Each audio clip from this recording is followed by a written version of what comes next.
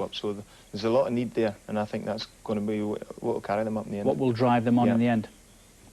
OK, live tonight on Sky Sports, we're into the Bell's Scottish Premier for Hibs against Aberdeen. Easter Road is our venue, and when we come back, we'll be taking a look at the weekend's cup highlights.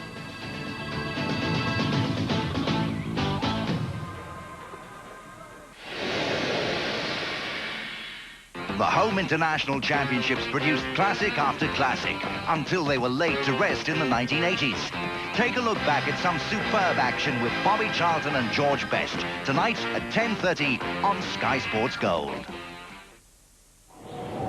When cold and flu mean a runny nose and sneezes, a pounding headache, sinus pain, shivers and a sore throat, you can't always simply give in. That's why Nurofen introduced Nurofen Cold and Flu, an advanced treatment to relieve all your cold and flu symptoms. Nurofen Cold and Flu. I'll tell you what I think of the Daily Star. Yeah, well, we don't care what you think. You've got a beard.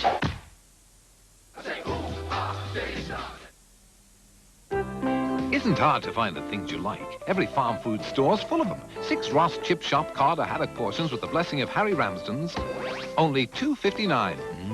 A dozen tomato and cheese pizzas, just $1.29. Youngsters love them. Farm Foods apple or rhubarb crumble at 49 pence. That cuts the custard. Under $4.50 the lot, and the bags are free.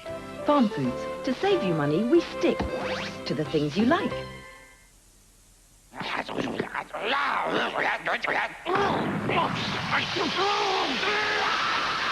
Pepperami hot. It's a fiery pepperami.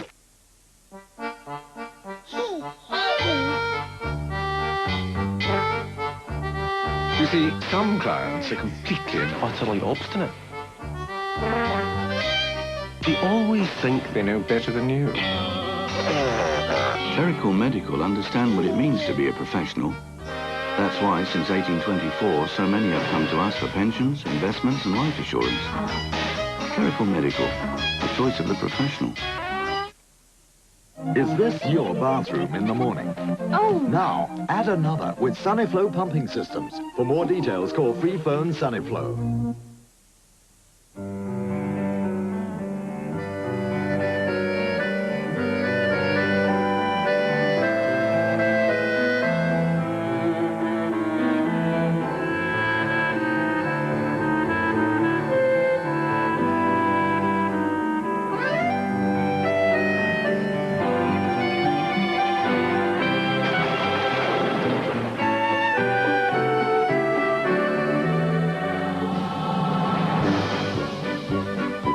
Demand more for your £11,465. The Primera Precision. Play the McDonald's £1.5 million Monopoly game, and you could win £50,000!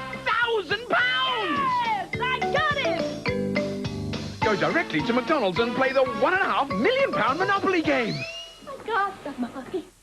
New evidence. I have information Richard Cross is innocent. A new suspect. I swear to God, I didn't kill her. A stunning new series. We're going to represent this kid. Murder One continues Sunday at 9 on Sky Movies. Welcome back. Scotland tonight, the Bell's Scottish Premier. 3rd and 4th, Hibs against Aberdeen, live from Sky Sports.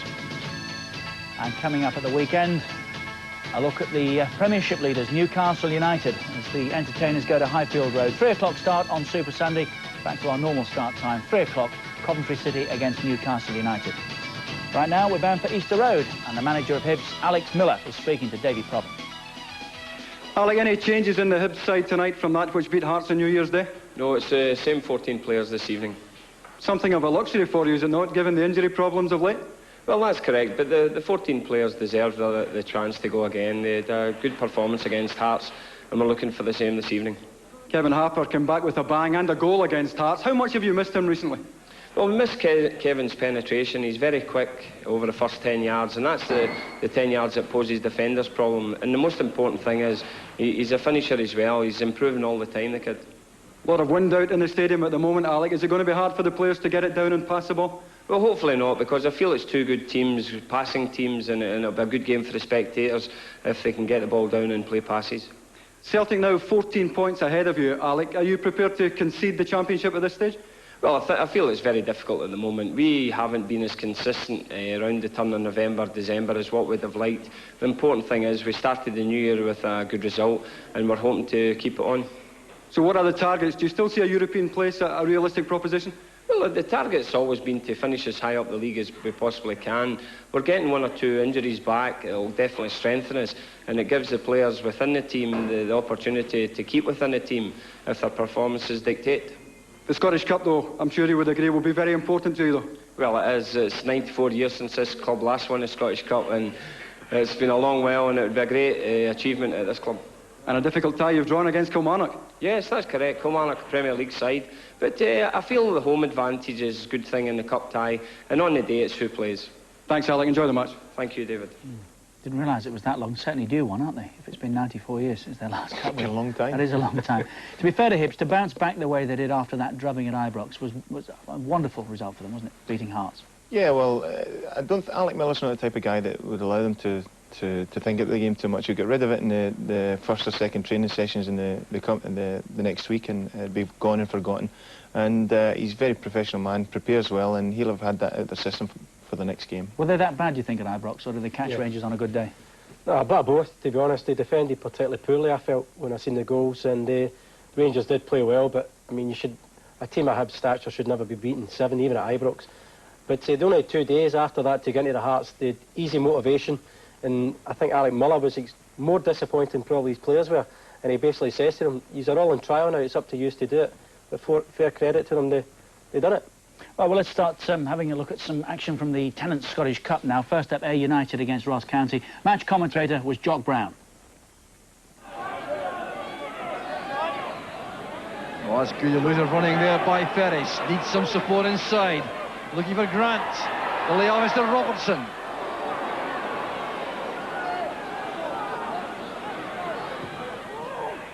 A touch there by Grant, and Ross County take the lead. Brian Grant got the touch.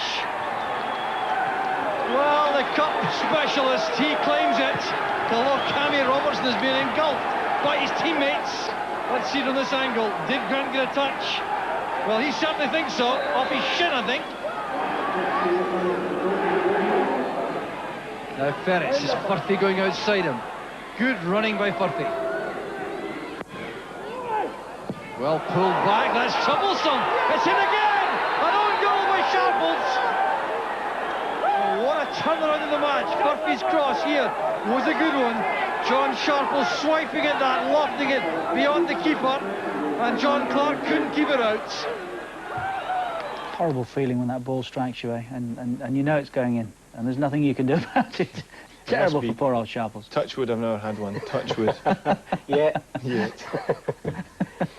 Right, now Whitehill Welfare against Fraserburgh, and the reason that we're looking at this is, of course, the winners have got a tremendous tie lined up. They're at home against Celtic, although Fraserburgh are already saying if they go through, they'll play it at Pittodrie. It's a money spinner, whichever way you look at it, Charlie, isn't it? Well, it certainly is. I just can't, for the life of me, see Celtic playing on that pitch. No. You can't really think it seriously. It's great for the two clubs involved. I would expect Fraserburgh now to probably go through, but, you know, you see these conditions. In all honesty, in any other sport, this doesn't happen. They never bring you down to the level of the smaller clubs. It's not just a question of playing on that pitch, it's getting people round that pitch, isn't it? Well, yeah, there's everything involved in it, isn't there? You see, I mean, it's even getting dark there, and it's probably still in the first half. So you just can't picture Celtic playing either of these two clubs. But I think ideally, if they could have picked, they probably would have preferred to go to Celtic Park and get the money, and then take the money and run. But you can't switch in Scotland, Steve, is that right? You actually can't go to the opposition's I don't ground. think so. I think it's a neutral ground. That's the regulation. And what's the thinking behind that? Why would that be, I wonder? You have to ask the men that make the rules. I'm not one of them. But obviously, I mean, there've got to be certain criteria attached to games like this, because we experienced it ourselves, East Fife yesterday. OK, we're not Celtic, but there's certain things that you must have. You must have light. Towards the end of the game yesterday, we were virtually in what is dark. There was no light. On top of that, the ball was muddy. You could hardly see it. The grass, it was grass banking for a terrace. I mean, you've got to think of the spectators as well. Well, that's what we were saying. Getting people around that I pitch don't would mind. just be, it's horrendous in the numbers that they would need to be. Yeah, I don't mind who the big teams have to play. They could play the smallest team in the world, but as long as the pitch is there and the conditions are right to play it. And for those two, Whitehill and Fraserburgh, I mean, it's a wonderful prospect now, isn't it? A Celtic in the next round. Oh, it's a tremendous opportunity for them. Just even to play against Celtic is great enough for them. But I think it'd be wise if they were going to go through the Fraserburgh in particular to maybe pick Pittodrie, because Celtic will always have a big travelling support. Right, Caledonian Thistle against Livingston now, and there was an outcome in this one. The Thistle won it by 3-2. After the sort of start they would have wanted as well. 2 goals, Dave Ross and then Mick Teasdale, 2 up. But then the nerves set in, and they allowed Livingston to get back at them for 2-2. Livingston are going particularly well in the division, the top of the division. And it's never easy going up north. It's always a difficult thing it faces you. No matter who you play up north, they're always difficult games. It's a good finish. Mark Duthie. Graham Harvey made it 2-2.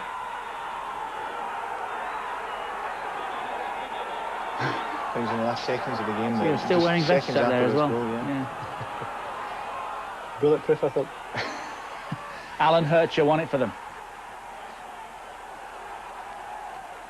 That's the celebrations. Now, we mentioned earlier that Steve was in action yesterday. I think we should look at it, Charlie, don't you? Oh, let's see it, especially if it was in the dark. East Fife at Spartans. There's the player manager. Still wearing the number 8 jersey, I noticed, Steve. Yeah, that's... The boys know that. They know that they can't touch that. If the gaffer's playing, he's in that. Exactly. That looked a good go to me, Stevie. No, it's definitely offside, Charlie. Watch this pass. Outside your left foot, Charles. And just the right amount of spin on it to kill it dead as well. Or maybe the surface did that. Yeah.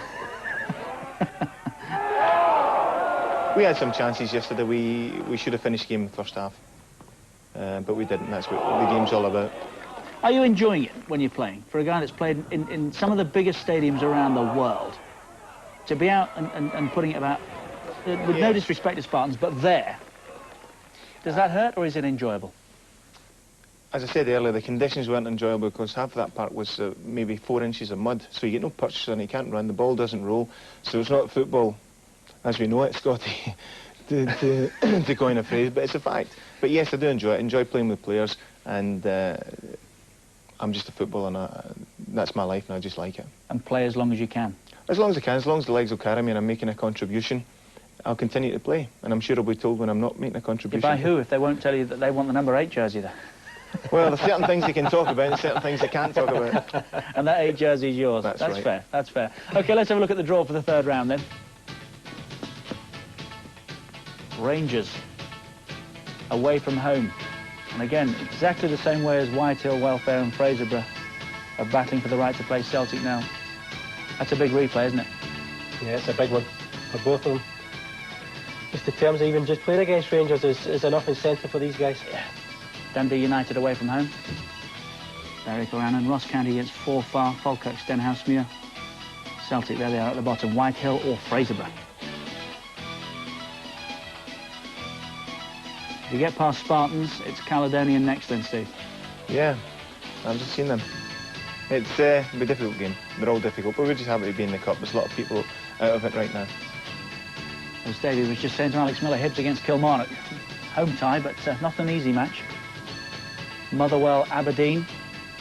Another all-Premier match. Alex having a difficult year so far. And that makes it just that little bit more difficult.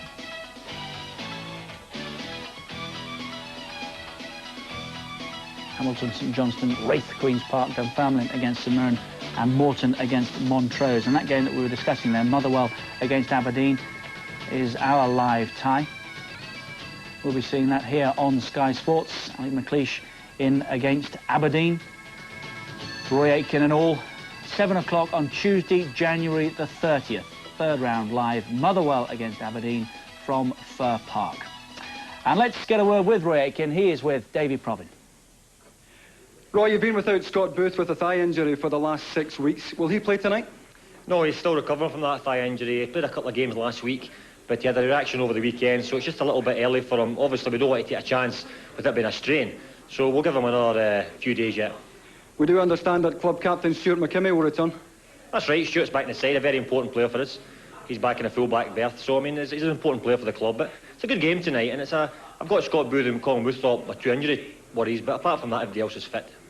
This is the start of a very demanding spell for you, with 7 games in 3 weeks. Have you set any targets for this period?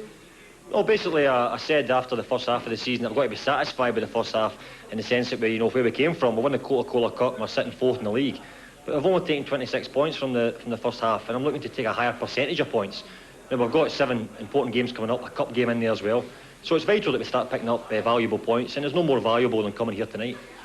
Now, you've already qualified for Europe by winning the Coca-Cola Cup, and yet you're out of contention for the championship. It's an unusual position, is it not? Well, with 54 points to play for, I mean, it's an awful lot of points, so there's plenty of time to close the gap. Obviously, we're looking to climb the table as quickly as we can, get into a stronger position, close the gap in teams above us. Hibs are directly above us at the moment. They're 5 points clear. We've got a chance to go right in behind them and then push for the teams above us again. You also have a chance to make it a cup double. That'd be nice. We've got a difficult tie away to Motherwell, but we had to go there in the Coca-Cola tie in the quarter-finals and beat them, so we can do it again in the Scottish Cup, but a bit difficult tie. Thanks, Roy. Thank you. Well, I think it's natural he's playing it down, Steve, but it's actually been a terrific first half to the season for Aberdeen, hasn't it? When you think back 12 months, silverware already won. I think Roy's, throughout his career as a player, he's been used to a lot of success, and he's demanding it now from his own players, and he's demanding it from himself. His expectation level is very high, which is good for a manager, but I'm sure he's realistic and he'll be pleased with the progress he's made. I think that, similar to the Celtic situation we mentioned earlier, that they can't do everything in the 1 year. And he's done a tremendous job since he's taken over. And it's Easter Road for Aberdeen tonight. They're in against Hibs, 3rd and 4th in the Scottish Premier right now, and it's live here on Sky Sports. The reason we're looking at that particular gentleman there is he'll get some stick from his mates when he goes home. I understand that's his 3rd pie, Charlie. He's got another 3 in his back pocket. And more to come, look in the bag. But he's having a good night, and why not? Yeah, he is. I think he probably got a complimentary pass also. Probably eating that, though. Live football tonight, Hibs against Aberdeen.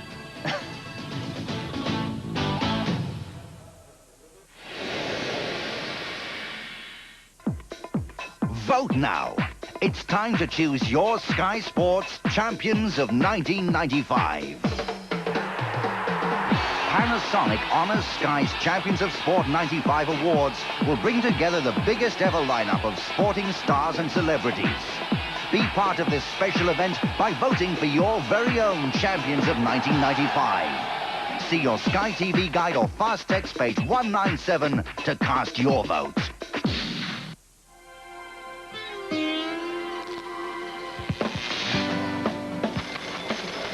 We could make it rich here. End up with nothing more like.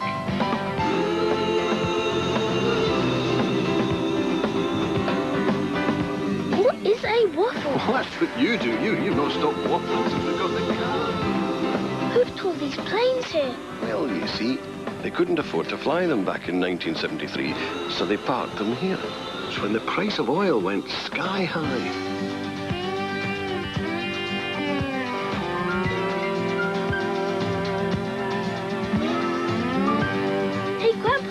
What kind of plane is that? It's one of mine. Wow. My pension savings helped build it. It's what you call a shrewd investment. Just what you'd expect from the people who won't make a drama out of a crisis.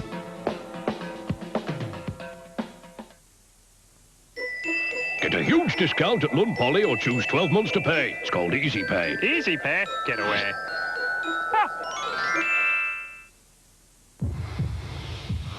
For everybody who believes life is not a spectator sport. For everybody who wants to take part. For everybody giving it their best. For everybody, whether they finish in front or behind. The first Flora London Marathon, part of Flora's commitment to a healthier Britain. Flora, for everybody.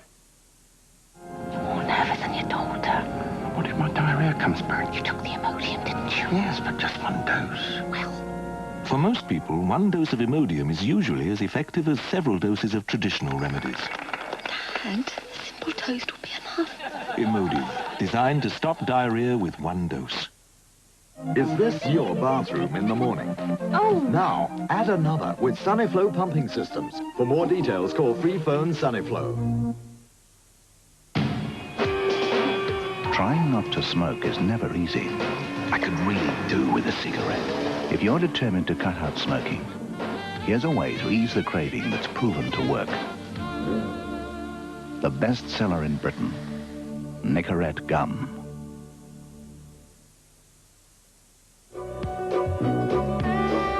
Don't drink coffee, I take tea, my dear. I like my toast on one side. You can hear it in my accent when I talk. I'm an Englishman in New York. Whatever's going on outside, you'll always feel really good inside. 2 wickets in 2 balls. England really are having a dream start to the day. The new Rover 200. Easter Road tonight, that's the scene of our live football. Hibs against Aberdeen. Down the years, a fair number of meetings between the two. 196. Hibs unbeaten in the last 8. 5 of those games at Easter Road, where Aberdeen last won in March 93. 2-1, the winner from Mixu Patalainen, who's playing for Bolton, of course, these days. Hibs favourite at 5-4. 9-5 Aberdeen. You can get 11-5 the draw. Shearer. If that was Blackburn's Shearer, might be better odds than that. Duncan Shearer 7-1 tonight. Second favourite behind Wright of Hibs for the opening goal. 6-1 Wright. Dodds, Harper and Booth all 7-1 with Shearer. Darren Jackson, who's got 8. Hibs leading scorer 8-1. Hibs third, as we said, and that really is a result of the good start that they had.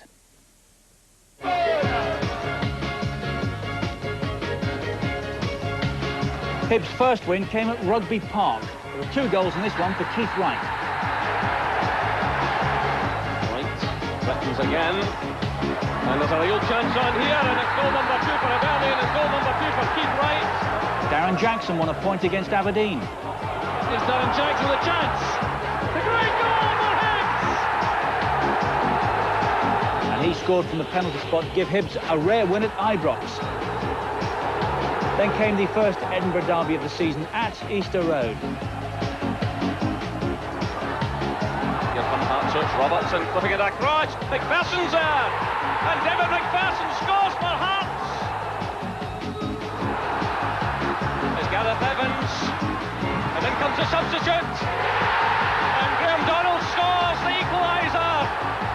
It's Wright. Taking on Winnie, teeing it up. And Pat McGinley scores for Hibernian.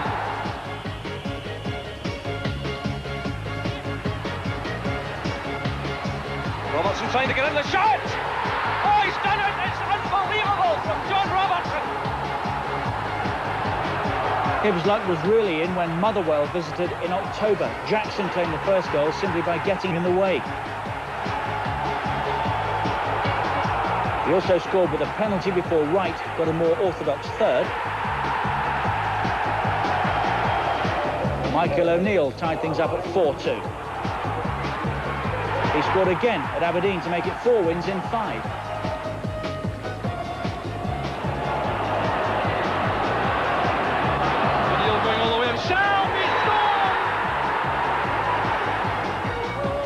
They hit a bad spell and fell behind to Hearts at Tynecastle. John Miller scoring.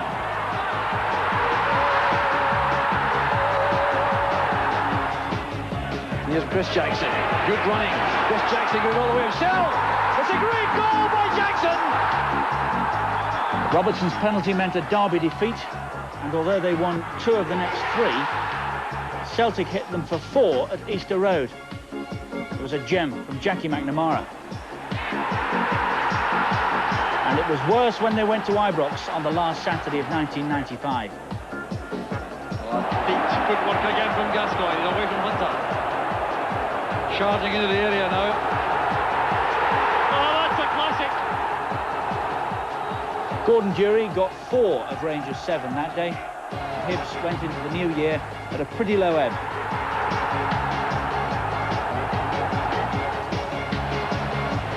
They went behind in the derby again to a Neil Poynton goal, but eventually it turned in their favour.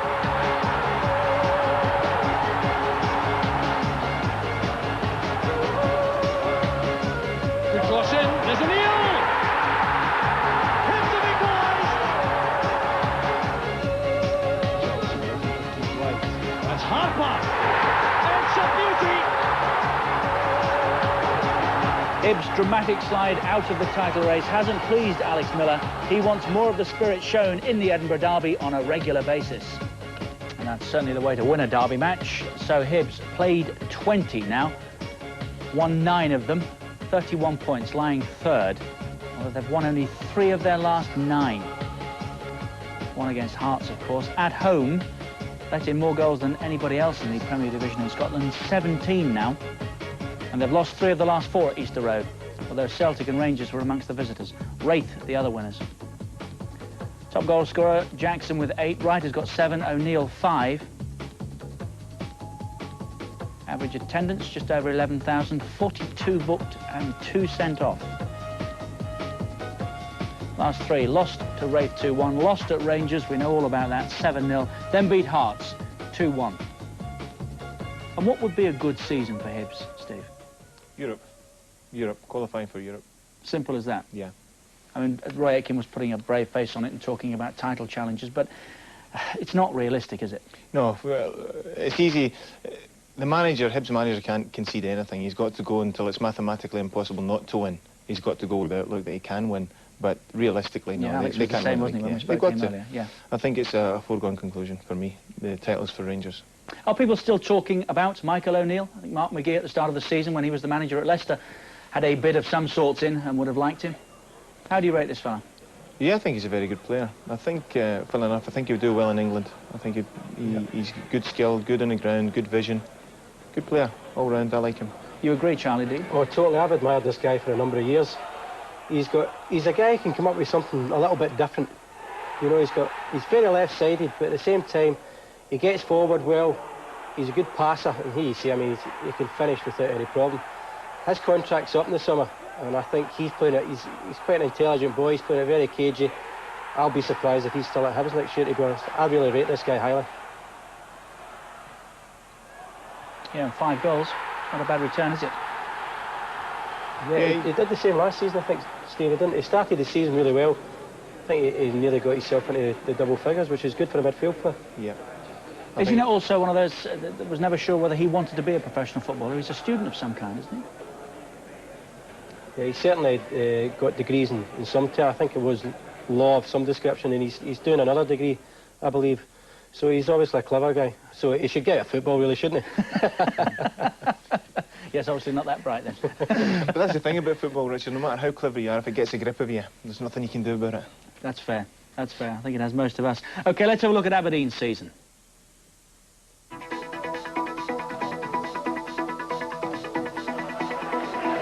John Ingles opened Aberdeen's account for the season at Falkirk. The Dons had to rely on Scott Booth's second-half header for a 3-2 win. Celtic were the first visitors to Pittodrie, and they were hit by a whirlwind start. Into the space it goes for Jess. That's the second for Aberdeen. Good running by Collins. A magnificent goal from Collins. Collins cross. He scores. Collins completed a remarkable comeback with Celtic's third. At Easter Road the following week, Aberdeen's spirits were lifted by Duncan Shearer. Terrific goal from Shearer. Go offside here. Here's Darren Jackson with a chance. The great goal for Hibs. Colin Woodthorpe chipped in with a rare goal to help beat Kilmarnock. And the Dons ended September with another win at home to Raith. Booth with the pick of the goals that day. Booth's header against Hearts at Tynecastle made it 3 wins in a row. But the run was ended when Rangers came to Todry and won with a goal through Craig Moore.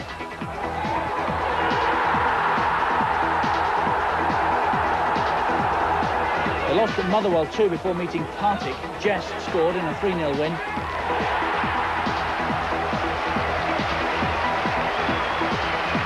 And there was a first goal for Paul Bernard, the club's record signing from Oldham. Coca-Cola Cup had taken them to the semi-finals. Next up was a Hampden showdown with Rangers. Chance there for Jess to come forward. Likes to run defences like this. Gascoigne round the match, and that's the pass to Dodds. Still Billy Dodds. He scored! A brilliant goal by Dodds! Glass with the outswing cross. Billy Dodds! 2-0 to Aberdeen. When Hibs came to Todry, the Dons were already a goal down before Glass took matters in hand.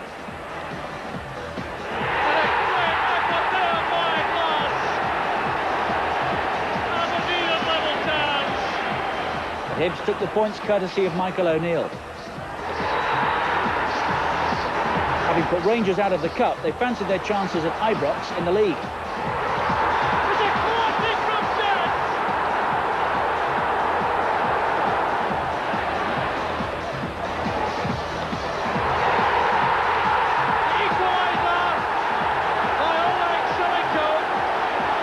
Roy Aitken walked into Hampden as the manager of the Cup favourites, and the final went to form. Glass has made the burst.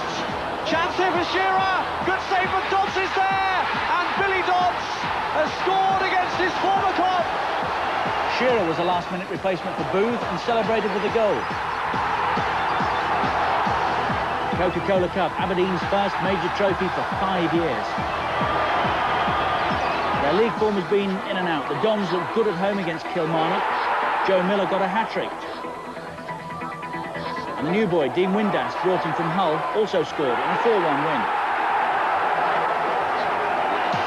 win. Windass scored last time out against Hearts, but it ended in defeat. John Colquhoun, the late winner for them.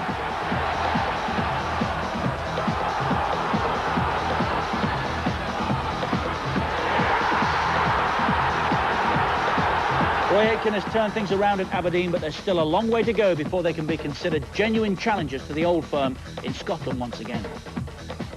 So, Aberdeen, 4th place right now. Won only 4 of their last 12, though. Away from home, they haven't won in the last 5. Won 3 in total. Taking just 1 point from 15 away from home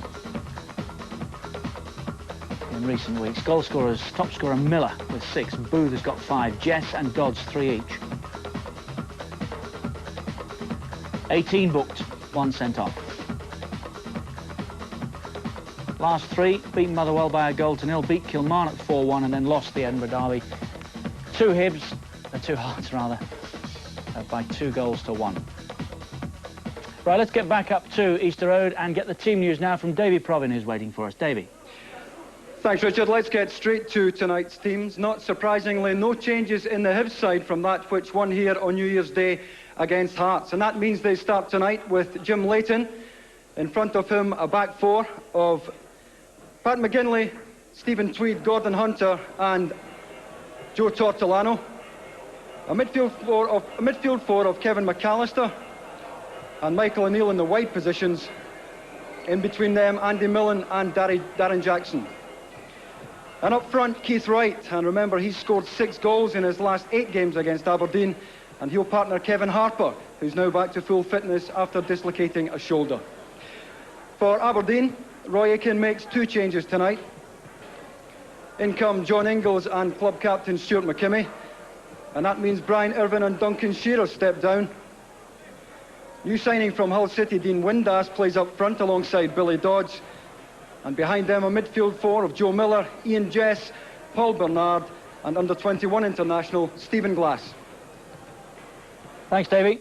So no Scott Booth again for Aberdeen. What about Ian Jester? Is he not still making headlines north of the border, Charlie? Out of contract at the end of season? He is at the moment, because I think Aberdeen are trying to negotiate his new contract, and I don't think they've got the green light from him yet. So interesting, you know, Bolton have been mentioned in Scotland for about £2.5 million, so it's starting to look as if Jess might be thinking about I saw a England. line recently in one of the Sundays that David Pleat was looking as well. Sheffield Wednesday were Yeah, interested. I believe they're also interested. But the thing, they reckon Bolton's actually made a bid. I don't know if it's true or not, but there'll certainly be a lot of interest in this guy. Why? What would they be buying? Well, although he's converted back to midfield, I think he has general ability. He's very naturally gifted, and he likes to drive at people from this area. Gets more time up here in Scotland now because he's facing the goal more. He's a good passer. General all-round talent is there. He's a quality player. And still knows where the goal is, plainly. Of course, yeah. I mean, this is a sensational goal. This is just out of nothing, and he's absolutely hammered it. It's a fantastic And that's at the top, strike, isn't that's it? at the top level, so he proves he can play the big time. Would you have any doubts about his ability to play in England, Steve? No. I think he'd have to be careful where he goes. He doesn't want to go a club that are maybe on a downward. Charlie mentioned Bolton earlier. Bolton could very well end up fighting relegation battles, so he'd have to be very careful where he goes. But if he goes to the right team, no, I would see him being a valuable asset. Stay away from the capital. If he leaves. Yes, if he leaves. Again, we're being a little leaves, presumptuous at the moment. Yeah. Now, what about Jim Leighton? What a recovery he's had, his career. Devastated, of course, at Manchester United, steadily set about rebuilding it and playing international football once again. What sort of seasons are you having domestically, Steve? Well, Jim, I remember Jim back when, a couple of years back, when he was on loan to Reading. And I went down to Reading at the same time, and he was playing some fantastic stuff for Reading. Played half a season or so for Reading, and then moved on. And Jim has never really lost his ability, maybe a little bit of his belief, which is natural, being dropped from in the certain circumstances that happened to him. Yeah, but he's been outstanding this year. And if you look at Hibs having conceded so many goals this year, and you consider the form Leighton's been in, it's amazing, really. If Leighton wasn't in that kind of form, what could it have been like? Yes. But outstanding. But it's great to see him character enjoying himself again, and he talks about never having had a spell in his career where football has been so enjoyable. And you can understand that too. Yeah, I think that after his time at Man U, when he was in the wilderness, he's maybe learned to appreciate it more. Maybe not take it for granted, but enjoyed it while he was there, but didn't realise how much he enjoyed it till he was out of it. And as you say, once you've got the bug, it never leaves you. That's right. There's a little worm inside you wriggling away, and it just doesn't let you go. Easter Road then tonight, Hibs against Aberdeen. It's live here on Sky Sports, and it's coming up next.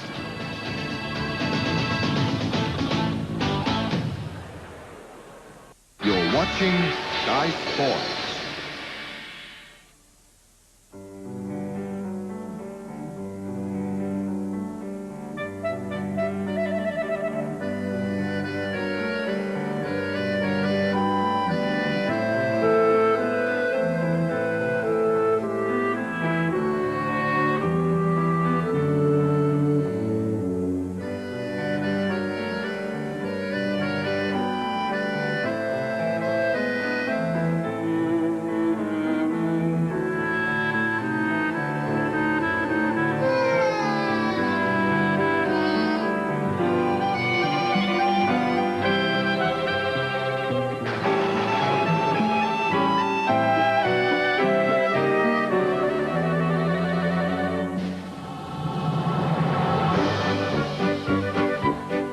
Demand more for your £11,465. The Primera Precision.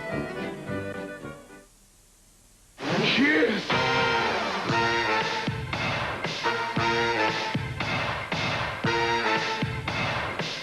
You don't have to be rich to be my girl. You don't have to be cool to rule my world. Ain't no particular sign I'm more compatible with. I just want your extra time and your kiss. Take a break with Pontins. The new brochures are out now. See your travel agent or call 0345 675 675. Finding low-cost life assurance can be a tricky business, but now with Cornhill's new family cover plan, it's easy.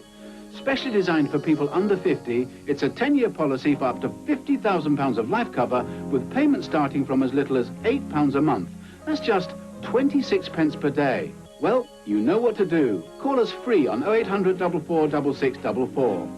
The family cover plan also takes care of you if you become terminally ill, with half the benefit paid out straight away, helping to make your remaining time more comfortable. That's a sensible idea. Well, you know what to do. Dial Cornhill free on 0800 44 6644 for written details on the family cover plan. Operators are standing by to take your call. Phone now. It could be the most important call you make today. We're back on tour. The US PGA Tour of '96. Week after week of world-class action from the big shots. Phil Mickelson, who's definitely one of them, defends his Nortel Open title against the likes of Jansen, Daly and Watkins. Ford Scorpio Golf USA starts Thursday at 9 live on Sky Sports 2. Welcome back. Easter Road tonight. Monday night football this evening, live. It's from the Bells Scottish Premier. Hibs against Aberdeen. Charlie Nicholas and Steve Archibald, our guests here tonight. And what do we expect then, Steve? What sort of game are we going to get tonight? Hard-fought contest. Both teams have got a lot at stake. Aberdeen can close the gap by 3, or Hibs can go away by 3. Very, very big game for both teams. I think we'll see goals. I think we'll see a winner. I don't think it'll be a draw. Well, you were on the fence last week, weren't you? Celtic Rangers. I'm never on the fence. It's too sharp for me. Where are you tonight? What do you think tonight? Well, I definitely think there'll be goals. The two strengths of both the teams here is attacking. We'll definitely see goals. I think Aberdeen will win it. I think Hibs have just got a little problem in defence, and I think Aberdeen can score the most. It looks cold, very cold. Providing confirmation of that for us, I'm sure, our match commentators tonight, Billy McNeil and Jock Brown.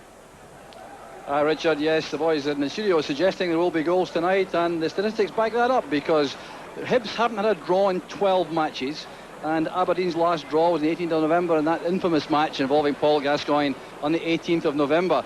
And Jim Leighton, 5 shutouts only in 22. Michael Watt, only 4 in 15. Billy, it looks good for goals.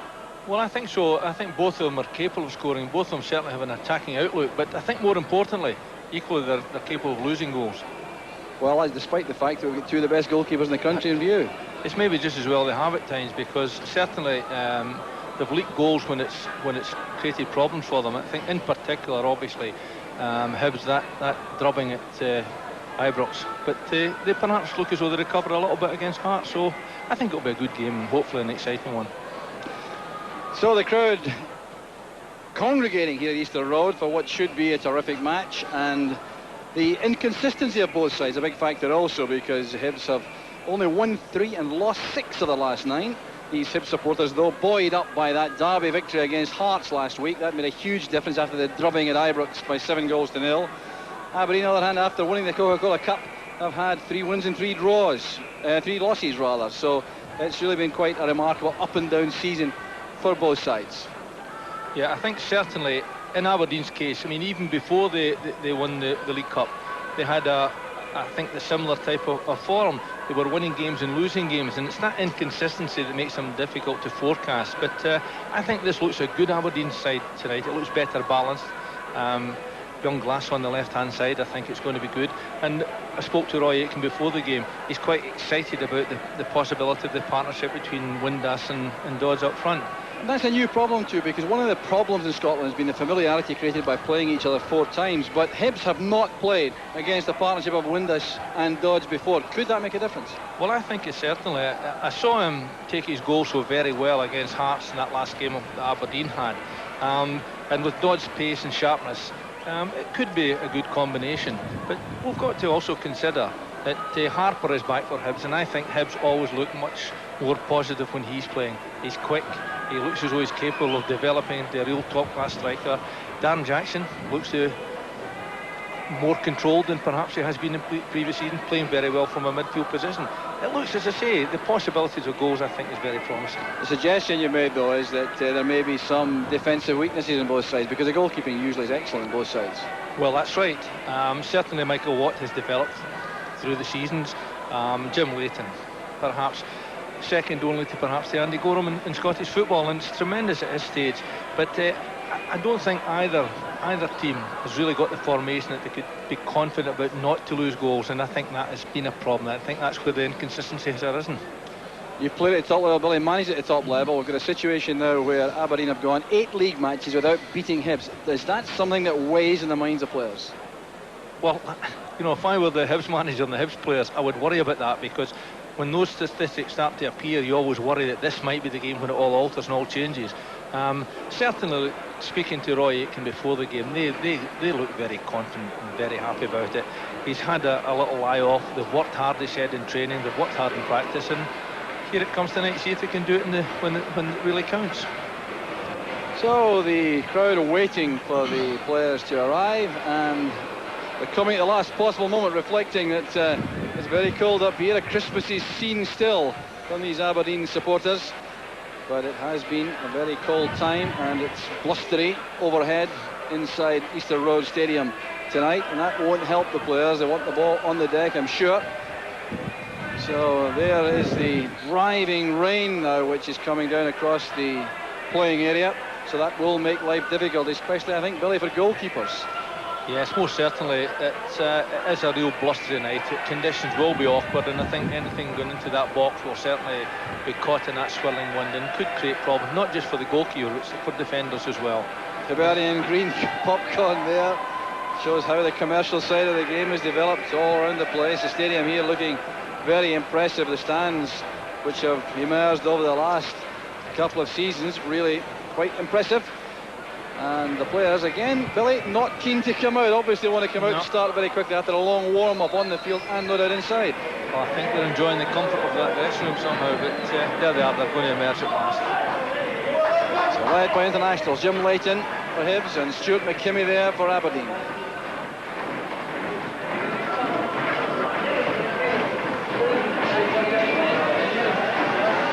Darren Jackson, Ian Jess, international teammates, of course. So the reception for the players. Andy Miller there showing the damage of war with a bad black eye, but he won't worry about that tonight. And Hibs getting a great welcome after that terrific derby victory. And let's confirm the Hibs lineup here.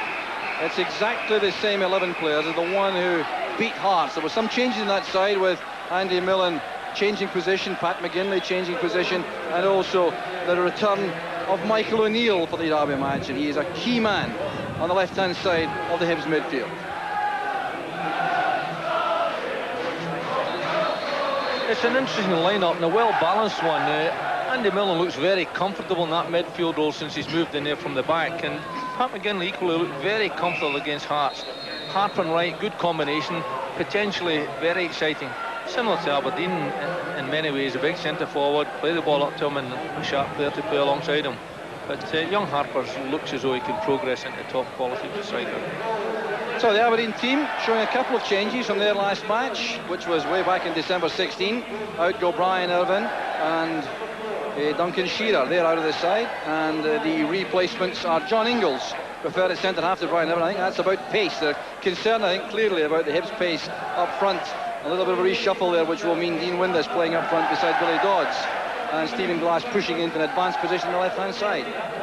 Well, I think he's, again, a very exciting young prospect, and does very well from a left-back position when it comes to the attacking sense. But I think from that midfield role, he'll give them good balance. He'll be able to feed good balls into the box, and perhaps may cause all sorts of problems for the Hibs defence. So the match referee, very experienced official, Mr. Willie Young from Clarkston in Glasgow, a solicitor to trade. And he should have been joined tonight, incidentally, by his brother on the line, but his brother John has gone down with an injury, and he has had to step down. So that would have been very unusual to have brothers among the three officials. So it's Aberdeen who will play down the famous Easter Road slope in the first half. Hibs will be happy about that because they have the chance to do their favourite thing in the second half, going downhill. So confirmation instantly of the formations there as they're lined up for the start of the match. There's John Ingalls with his first contribution, having a real challenge now from Brian Irvin at centre half, but preferred because he's very quick indeed tonight, and he may have to be against Keith Wright and Kevin Harper. Gary Smith, the covering player at the back. Stephen Tweed judging that swirling wind there as the ball dropped. Here's Stephen Glass, he's deadly from here, normally, and just on cue, blasts the ball high and wide. But his only goal this season, funnily enough, was scored against Jim Leighton at Pittodrie, a splendid 25-yarder, which left Leighton scrambling. Roy Aitken feeling the low temperature tonight, but full of bounce and confidence with his team developing rapidly under his control.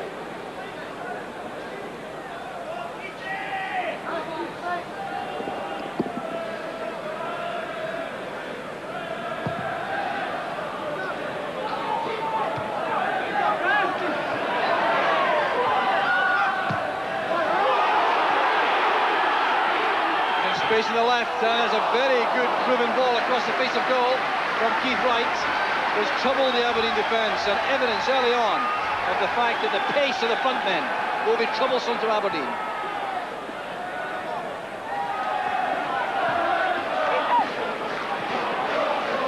Across the back it goes for Hibs, who have dabbled this season from time to time with a three-man central defence.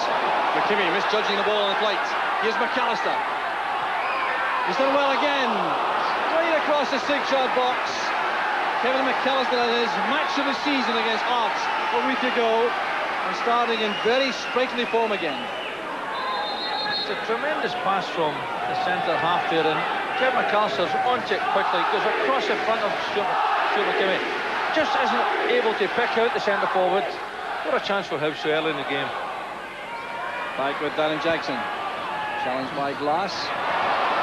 Our first involvement here for Ian Jess. Kimmy outside him. Well, he's asking a lot of his captain.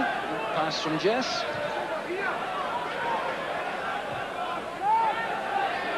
Stephen Tweed standing up strongly against Billy Dodds.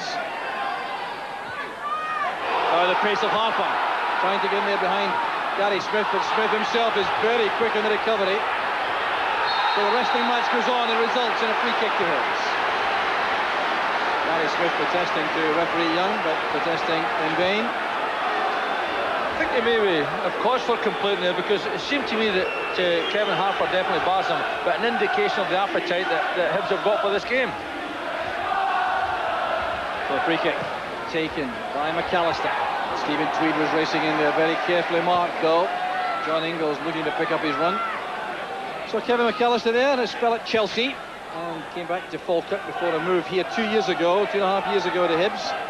But he's now 33 years old, but still full of enthusiasm and life on the flank. He's trying to justify a permanent place in the team just now, and I think he's trying very hard to convince Alec Miller that he's the man for the job.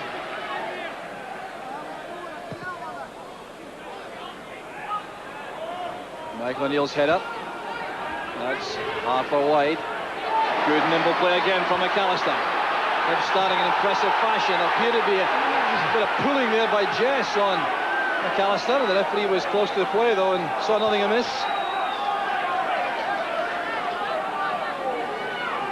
Now Stephen Tweed. McGinley in that right back spot. Dropping back out of midfield where he's had a tough time in recent weeks. Confident play by Jackson. Right to Harper. Millen attacking the ball, beaten there by Gary Smith. Pass there intended for Michael O'Neill, but asking too much of the Northern Ireland international. Well, Michael O'Neill, Billy, surely a key man for Hibs. I think so. He's good command from that left-hand side. He can take the ball to opposing players, but equally, he's quite adept at getting into that box unattended and scoring that crucial goal. The thing that's important, I think midfield obviously control is going to be important, because both teams have got sets of forwards that surely can score. Well, Hibs have certainly demonstrated already in the match that they have lots of penetration through the centre with Harper and Wright. Aberdeen yet to become involved in an attacking force. So the early initiative going to Hibs. Headed down by Gary Smith. Returned by McKimmie, giving plenty of time here to Ingalls.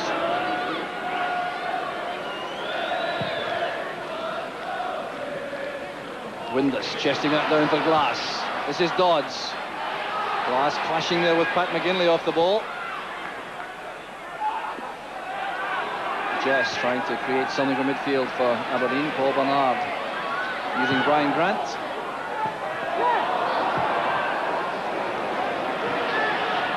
Rather spell of possession this for Aberdeen. Here's Ian Jess. Dodds trying to return the pass. There's a chance here.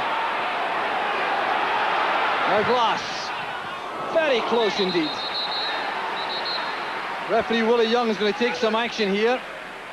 Now something happened off the ball which upset the referee.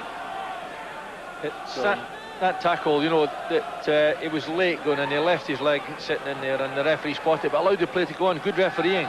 And Stephen Glass almost hit another shot like the one we saw him hit past Jim Leighton at Pittodrie.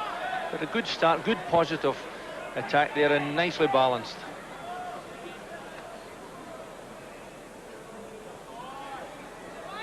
So the wind blowing the ball off the spot there for Jim Leighton. Well, it's the aspect of the game he's had to work hardest at throughout his career, these kickouts. Against the breeze here. The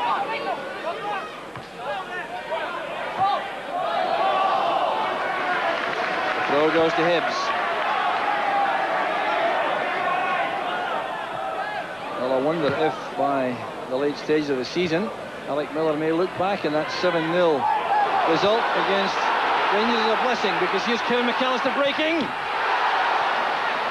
And still, it will not find the back of the net for Hibs. Good goalkeeping by Michael Watt. It's a corner kick to Hibs. And the Aberdeen defence caught square here. He was very alert. He kept himself onside, prepared to get into that ball into the box, and really should have done better than perhaps hit the goalkeeper. But all credit to the goalkeeper. Stood up, made himself big, and didn't give him a small target. Here's Michael O'Neill with the in-swinger. Held down by Hunter. This is Harper. Easily picked up here by Grant. Well, the shoulder charge by Pat McGinley was delivered well. The ball was out of range, so Aberdeen have a free kick. Referee's probably right here that Pat in actual fact leaves the ball and looks after the man rather than doing the job of shepherding the ball back to his co-defender. It was a very interesting attempt though, Billy, a moment ago, and by Aberdeen to play that offside trap, and I think that Stuart McKimmie might be in some kind of trouble with the management for coming out against the ball to try to play offside. Jess playing it wide. Here's Glass.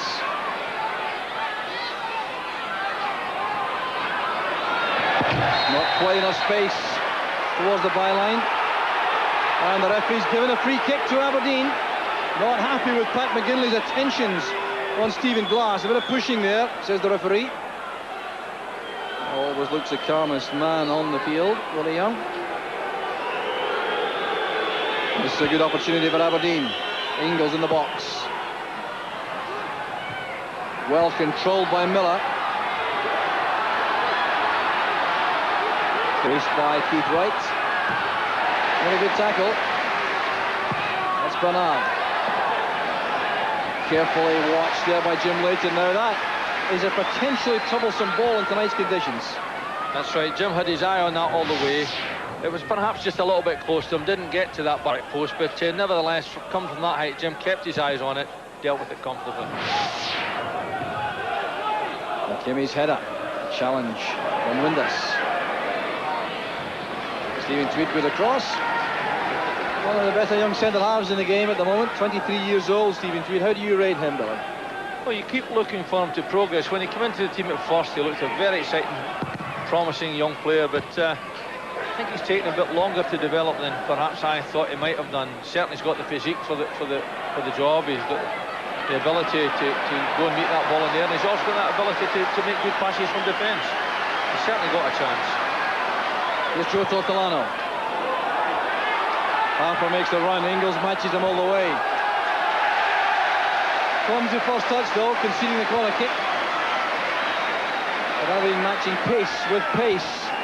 At the back they have Ingles and Smith, who are very quick indeed against Harper and Wright. The corner kick count going Hibs' way so far. Tweed is the major threat in the air, right on the near post. Well won by Bernard. Dodds winning up from O'Neill. Windus looking up to pick out the pass. Not perhaps what he intended. Jess. Supported by McKimmie. Good running by Glass. It's a great ball in! Joe Miller for Aberdeen! Deadly attacking play from Aberdeen. The pace of Stephen Glass, the delivery to Joe Miller, and Jim Leighton had no chance at all. It's a magnificent goal. It's worked all the way from the back, and there you see Stephen Glass going round the wrong side of the defender, but look at the quality of that ball in there, and really Joe Miller just says, thank you very much, there it's behind you, Jim. But once again, this is where he does so very well. Look at the pace is exactly right for Joe Miller to finish. And had he not finished, there's another player behind him to do the job.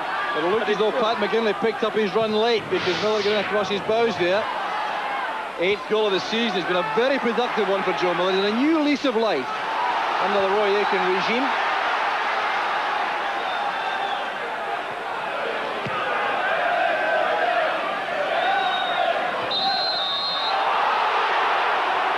Free kick for Aberdeen. Well, Roy Aitken entitled to be very pleased indeed with that swift, decisive attack. And Joe Miller was a player you signed, Billy, for Celtic from Aberdeen. What qualities did you see in him? Well, Joe's got the ability to play in a wide position and to pick up the ball and go to the fullbacks, but he's also got that ability to play through the middle, and even from this position he's quite happy about leaving the wide role and getting in there amongst the goals. Now you saw him timing his run to perfection there and made the goal look easy eventually. Joe's a very talented young man, and just at times I just wonder if he's got the self-belief that he should have. Just turned 28, he seems to go around forever.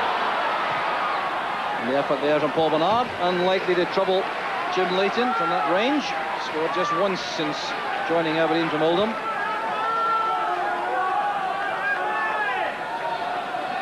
So Bernard adding a little bit of energy and inventiveness in the middle of the field for Aberdeen. I think he's been a good acquisition because he's got that physical presence. I think it's sometimes important there, and with a player like Ian Jess beside him, you need that type of hard-running type of midfield player.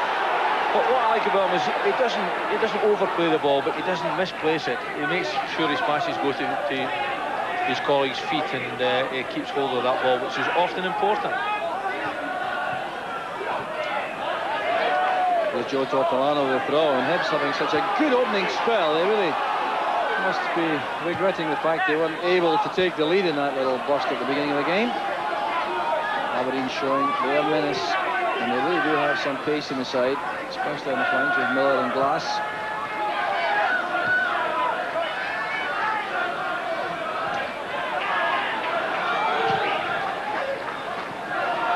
Ian Jess, time to turn. Now directly against Darren Jackson, and they are likely to be in the European Championship squad for England in the summer. Right to Jackson. Had to work hard to play the pass. McAllister.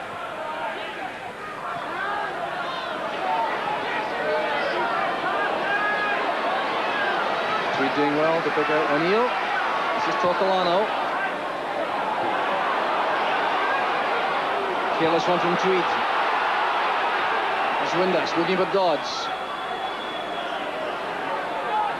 Well, Stephen Tweed always a centre I was willing to receive the ball and try to play passes on the back. The lay off there from Glass finds Jess. Good effort by Jess. Some carelessness now in defence from Hibs. It's a key phase in the match, I suspect. Well, I'm sure Alec Miller won't be too happy with that attempted clearance or pass, whatever it was, but look at Ian Jess, picks up that space just behind his front players, prepared to have a shot from there, and with that wind behind him, anything can happen, but he's had a good opening to the game, and I think that Alec Miller will be concerned about the amount of space that he's getting in a key area. Well, Alec Miller has moved Andy Millen on Ian Jess in the middle of the field.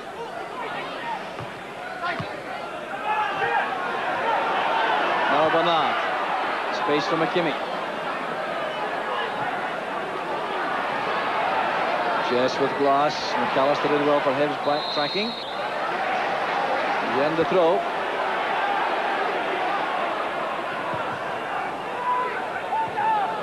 White lets that bounce. Links well with Harper. That's for Wright. Good covering play by Brian Grant. stepping in from fullback. Tortolano's header. Michael O'Neill hasn't been as much involved in the play so far as I'm sure Hibs would like.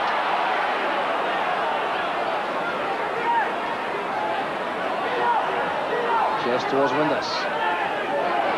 Here's Miller.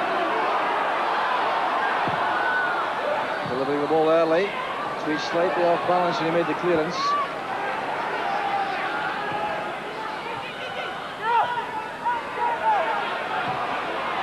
Patient play from Aberdeen. The kind of patience born out of an early lead. That's a very heavy tackle there by McGinley on Glass. Very good temperament, youngster in Glass. Scarcely trouble with anything. Certainly a fierce challenge, but in fairness to Pat McGinley, his foot's on the ball and he made good contact with it, didn't hit the man first or anything. Challenge to the back was by Gordon Hunter. On Windus, it's a free kick. A very good chance here again for Aberdeen. Windus over the ball with Jess. Instructions coming from the bench from Roy Aitken. Signalling there to his players. Ringo's waving where he wants the ball played. Terrific hit there by Windus. And that appeared to have beaten Jim Leighton. Frustration there for Windus. Whatever Roy Aitken said certainly worked, but look, he's in perfect position. I think Hibs are a bit careless not going out and attacking the ball, but Jim Leighton got a good hand to that, and other than that it would have been in the back of the net. Tremendous strike. Some more determined defending required from Hibs. Well, how the game has turned around from the opening 10 minutes or so when Hibs were dominating. Grant to Miller. Gordon Hunter careful with that clearance, marking Dodds diligently there.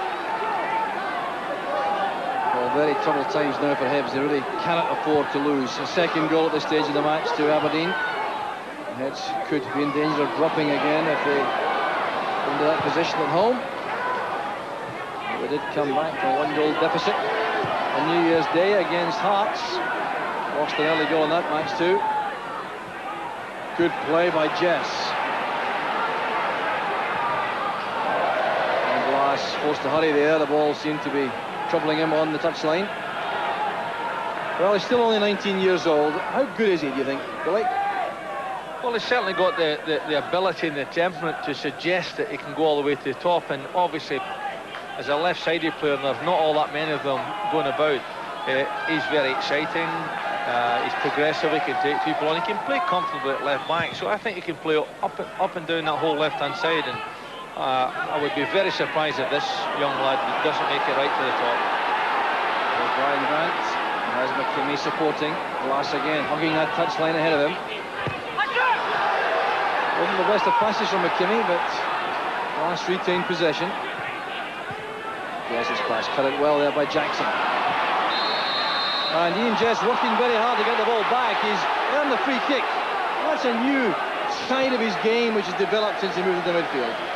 He's certainly enjoying the game tonight, and at the minute he's controlling everything that Aberdeen's doing, and as I say, Alec Miller will be very concerned at the amount of space that he's getting and really the way in which he's probing it to his back four with his passing, but certainly he at the minute is a dominant player in the game.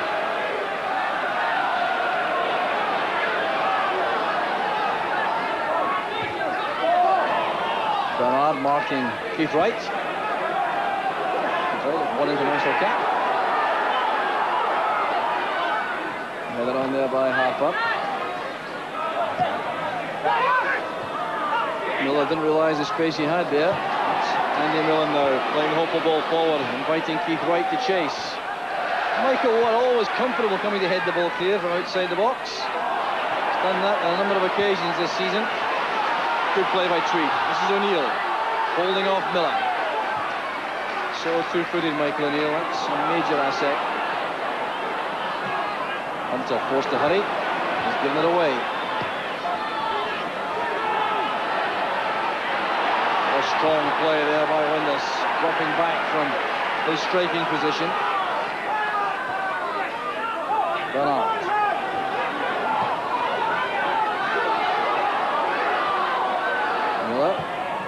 run from Jess forward, left space there for McKimmie. That was good play by Jess.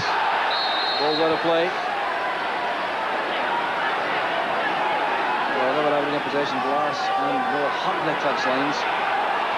Giving plenty of width to the build-up. Foul throw given against Pat McGinley. Another protest means nothing. And I can imagine Alec Miller will be very angry indeed if Aberdeen score on this throw. Back from Windus to McKimmie. Jess again finding space. Bernard. Now Grant. Losing this time to Tortolano, but working hard to get the ball back. Now he had a chance again for a second.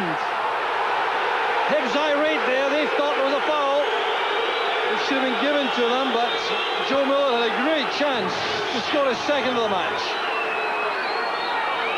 I don't honestly think there was a lot in it. I think Joe's fighting back for the ball, gets his foot to it, but here he's almost in another scoring position.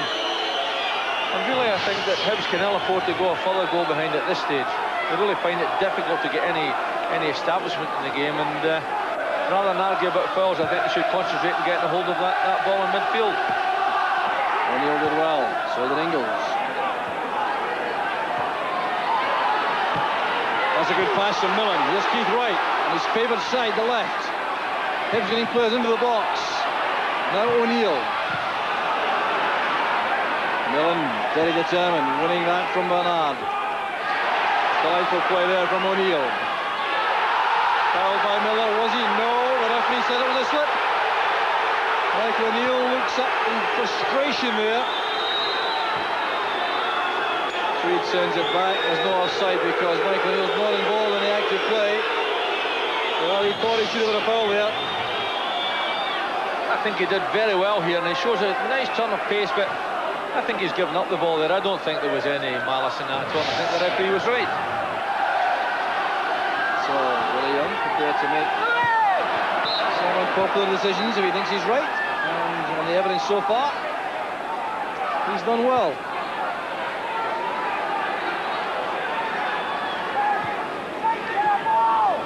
That's Gary Smith.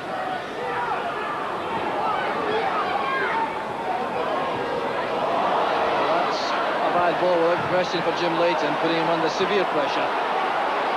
Well, to play a short pass back there in a tight position on Jim Leighton's left foot, really. Billy, for Joe Tortolano to do that was asking rather. Well, that's right, and Jim, you did the right thing in trying to get a bit of clearance from the first attacking player, but it's always risky to put it on the goalkeeper's bad side. Tweed's clearance. McKimmie's there ahead of McAllister. Aberdeen retain a stranglehold now.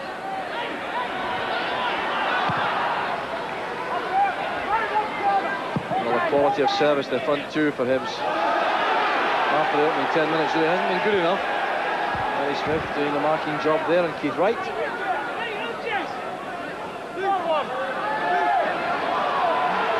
Well, McGinley again in danger of conceding a foul throw. No one inside there for Keith Wright, so Grant can find Miller. Tweed's header. Space here for Bernard. But Jess wanted the ball played short, but the safer pass was to McKimmie.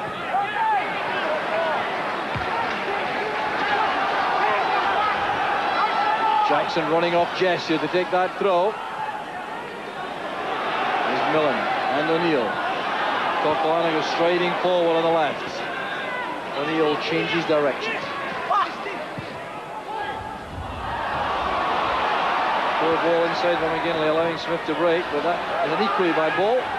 The great pass there from Millen. Here's Keith Wright against Ingles. And Ingles did well, stayed up, stayed on his feet, stayed strong against Keith Wright. Did a very difficult strike at a pin down. It was a lovely pass up that open channel there, and I felt Keith Wright really should have done perhaps just a little bit more than they achieved. But all credit to John Ingles. He stood up, never fell into a challenge, and at the end of the day got a bit of help from a colleague to save the day. O'Neill's corner. Header by McGinley. No trouble at all there for Michael Watt. And Michael Watt, I recall, is having one very good save to make from Kevin McAllister so far in the match. But Hibs seem to have a problem, though, in getting to grips with the game in midfield, Alan. I think the problem at the minute is that Jess is just lying that little bit away from his marker, getting a bit of room, and Aberdeen are able to pick him out, and he's got some good players. Joe Miller's nice and sharp, nice and lively, Glass on the other side, and the front two are prepared to do breaks and do runs to stretch the defence. So at the minute there's a lot of options available to Aberdeen, and really Hibs are chasing shadows just a little bit in that midfield area. They can't get any control there, and therefore they can't bring the forwards into the game too often. The strength of Stephen Tweed there. So a goal kick to Hibs, and these are the goal attempts, and that tells a story all of its own, with Aberdeen having 8 attempts to 3 at this stage of the match. And the accuracy factor, not quite so good for Aberdeen perhaps, but still showing that both sides are prepared to test the keepers. Jess. Miller prefers the ball played to feet. Wright got a touch. Harper didn't, because John Ingalls was on him very fast indeed. The long ball from Tweed didn't carry on there against the wind. This is Darren Jackson. Fouled by Bernard. It's a free kick to Hibs. Well, Darren Jackson showing a new side to his nature there. That sporting handshake. It's certainly an interesting side to him, but he's right here. That was a foul. Just when he was in a good position, it looked as though he was in a position either to progress and maybe have a shot himself, but or certainly to feed one or two of his colleagues. But it's an interesting side to Darren that I think will make him a better player. Well, it reflects a lot of time spent with a sports psychologist to get his temperament in order. Well, it's clearly working. Neil leaves it to Jackson. Into the danger area it goes, looking for Stephen Tweed. Was the ball over? No, says the linesman. The referee takes that advice, and Michael Watt can launch the ball upfield. Stephen Tweed's not all that far away. He's using his height, he's using his strength here, but really I think he's looking for a backward header, but I'm not convinced that ball wasn't out. Well, it appeared to be over the line from that angle. The linesman on the far side, all right on the corner flag, made up his mind. So we're approaching the half-hour mark. It's been a very good opening half-hour for Aberdeen. Great header inside there by O'Neill. Gary Smith takes that away from Michael Watt, who complains to him there. And Gary Smith's response clearly is he didn't get a shout. Gary Smith's right. You know, if there's going to be an error, he's better clearing it up, kick it out, then they can discuss what happened, rather than leave it to each other and something happens that their ball ends up in the net. So I would always applaud the defender for taking the initiative, getting out of the area and saying, look, OK, we'll sort it out the next time. That's O'Neill. Jackson back to Harper. Very awkward there for Smith. Good defending that. Could so easily have knocked that into his own goal. Yeah, it's a good counter-attack from Hibs. You know, well, Harper sharpens, but a good ball in, cuts out a few defenders, but well done for Gary Smith, because that's the type of thing that's very difficult to defend at times. So the corner kick count still going with Hibs as McAllister lights this one in. And the save from Watt. It was Pat McGinley's header. He found space in the box. That will trouble Aberdeen. Surprises me that he finds so much space in that box, but he just peels off his marker, and good header. I don't think it was going to beat the player on the post, but nevertheless, chance for Tweed. Well, there's a big effort being made now by Hibs to get back on terms. The layoff from Windass. That's Bernard. The counter-attack is on now for Aberdeen. Glass has dodged ahead of him.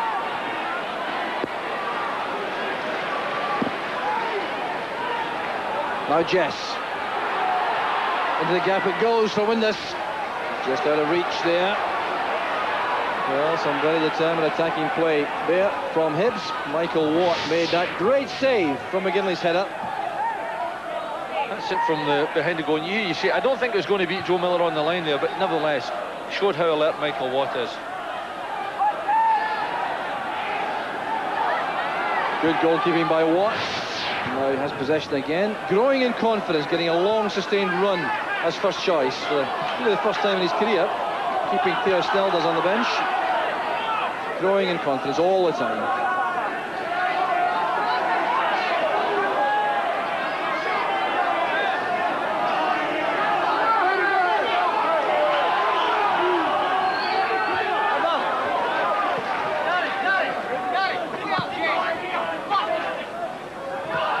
O'Neill intercepts the throw. Grant gets it back from the efforts from Bernard. Good challenge made by Hunter on Windus. Here's O'Neill. McAllister. Sidestepping the referee. Good pass from McGinley. This is Millen. His control lets him down there. Chance on again for Aberdeen. Here's Joe Miller. Now Jess. Glass on his left foot. And that had to be blocked there by Hunter. He got to his man very quickly, Gordon Hunter, because Stephen Glass is deadly on that left-hand side. Jess does well, though, doesn't he? Spots Glass there and gives him the opportunity to shoot him, but Gordon Hunter was very quick out there to press him and eventually blocked it for the corner kick. Ingalls, a major threat inside the area for Aberdeen. A chance for Dodds, cleared off the line. Kevin McAllister, the hero for Hibs. And some very slack defending by Hibs there from the corner kick.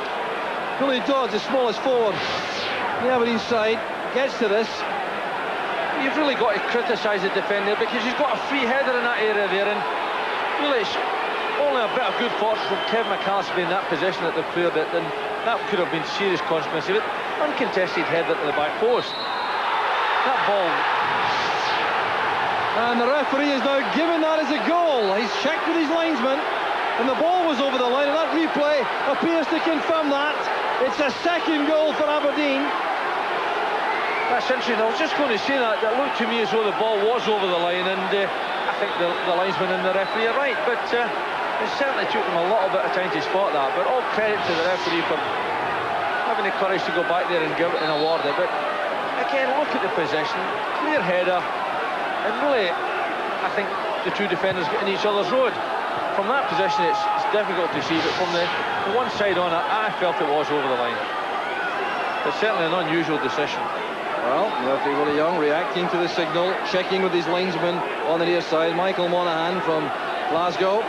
And that's the scoreline resulting from that goal from Billy Dodds. Well, it's a long lean spell, Billy Dodds, in goal-scoring terms, but he'll be much happier about that one.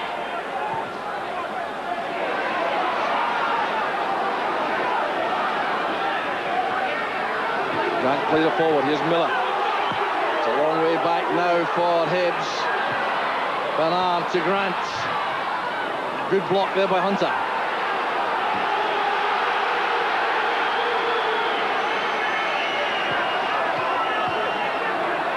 Here's Miller. Now Ingalls. On the far side is McKimmie. Now Jess.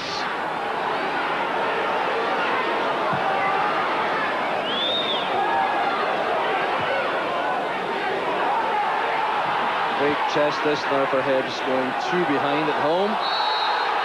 Foul there by Jess on Jackson. Once again, Darren Jackson takes that very calmly indeed.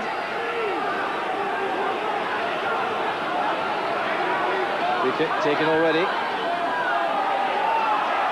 Tortolano.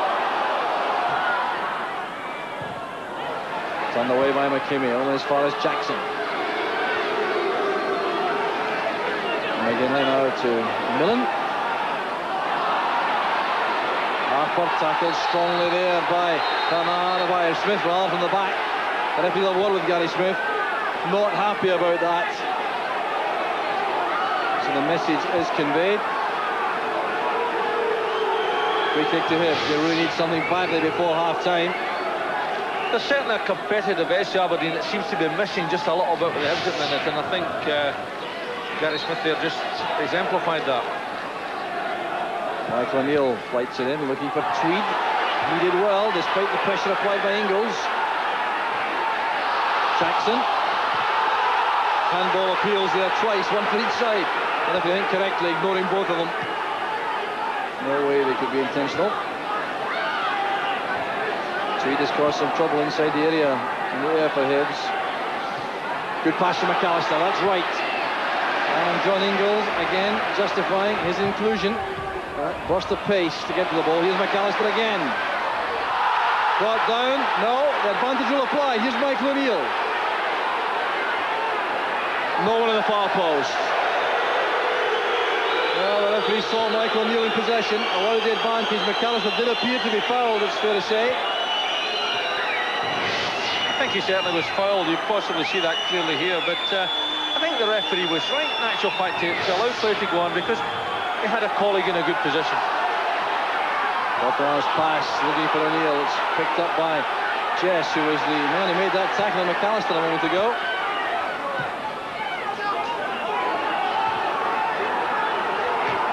Strong challenge by Hunter and Dodds. Dean Windus, playing up front, prefers the ball played to feet. He doesn't want to have to run into channels. He's not the paciest of strikers. And some hard work again for Jim Lake, and he's protesting there. He doesn't like that kind of service. Windus adept at holding the play up when the ball's played to feet. That's why Aberdeen have him on the side at striker.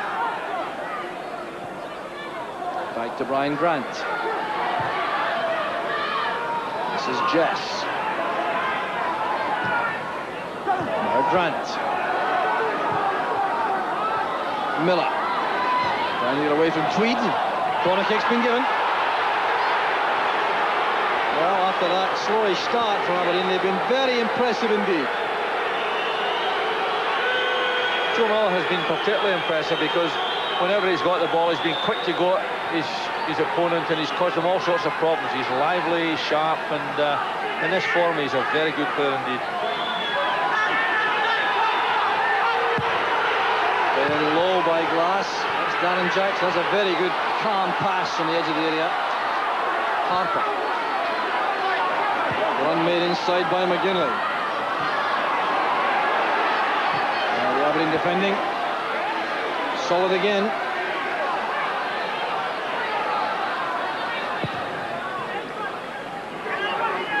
Windus. Backing into Tweed. Millen trying to release Keith Wright. Ingalls and Wright together.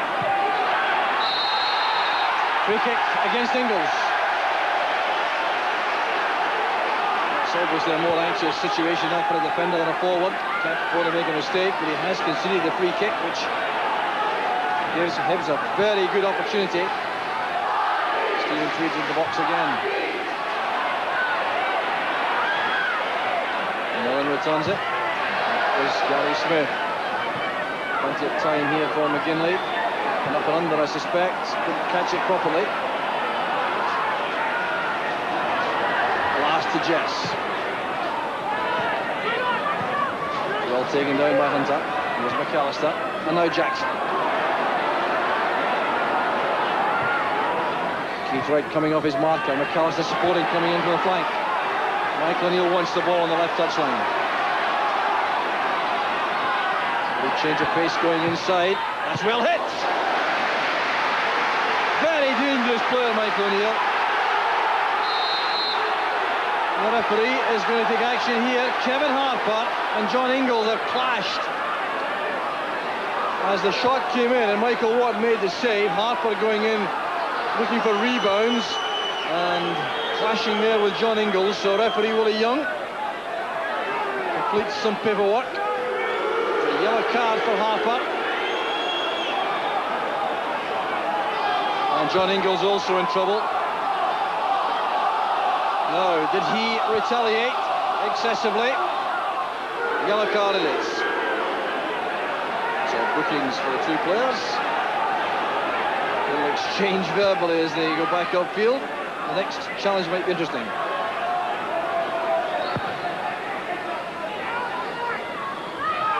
Tweed getting up well against Windus. This is Jess. With a header, but there's is a sure-footedness about the Aberdeen midfield at the moment with Bernard and Jess flanked by Miller and Glass. That's where the game is being won at the moment. That's right, because I think that Hibs have showed the capability that the front players can get in behind Aberdeen at times, but they haven't had that much control in midfield, so therefore the options available just haven't been there. And you know, Jess on the other hand has almost had total freedom in that area and has used it to great effect. Good play by Keith Wright. That's Jackson looking for Harper's pace.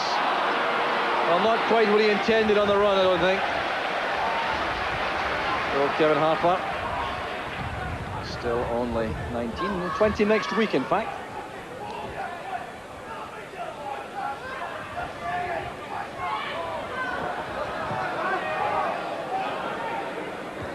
Andy Millen's header. German challenge by Gary Smith. This is Tweet. That's good touch by the big centre half. Good running, great determination. Now Harper. I'm not sure who his intended target was there.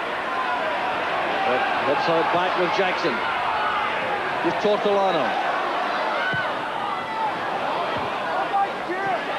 The Aberdeen defence standing firm again. This is Tweed.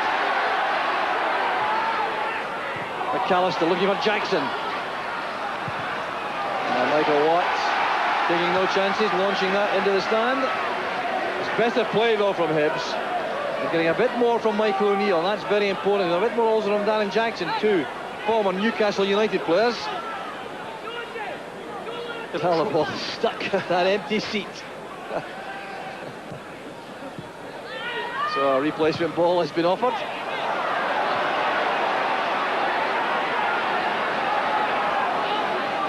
That's Brian Grant.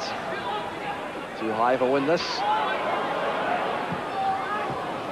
Hunter finds Millen. This is McGinley. Had to hurry there. The ball breaking off him. And the only consolation at the moment for Hibs is the fact that they're going to play down the slope with the elements in the second half.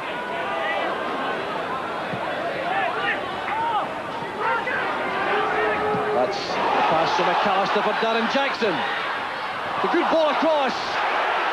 Entitled to expect someone flying in at the far post. Well, let off without question for Aberdeen. It's a lovely weighted pass, and Darren Jackson I think is right, because he's not going to beat the goalkeeper from there, and he'll put it across the front of the defender, see if someone's there that can put it in the net. And unfortunately it's just that little bit ahead of Keith Wright, but an indication if they get that little bit of space in midfield, they can create things and they can get in behind Aberdeen. Bernard challenged recklessly by Millen. Andy Millen, a defender by nature. I think that's one of the problems perhaps midfield-wise, that Andy Millen still looks to me like a defender playing in midfield, and really he's not been quick enough to get to either Bernard or to Ian Jess. Brian Grant's pass. This is Miller. Challenge is made by O'Neill. He wanted too long on the ball. Miller's appetite for the game obvious once again. Harper's layoff. Here's O'Neill. On the far side is Kevin McAllister. Stephen Glass recognising the danger, goes back to give cover to McKimmie. McGinley to Darren Jackson. It's a good ball into the area, and down goes Keith Wright. Hibs appealing hopefully for a foul, but there seemed to be no infringement there. Glass with a pass, Lima Windus. The covering player was Gordon Hunter.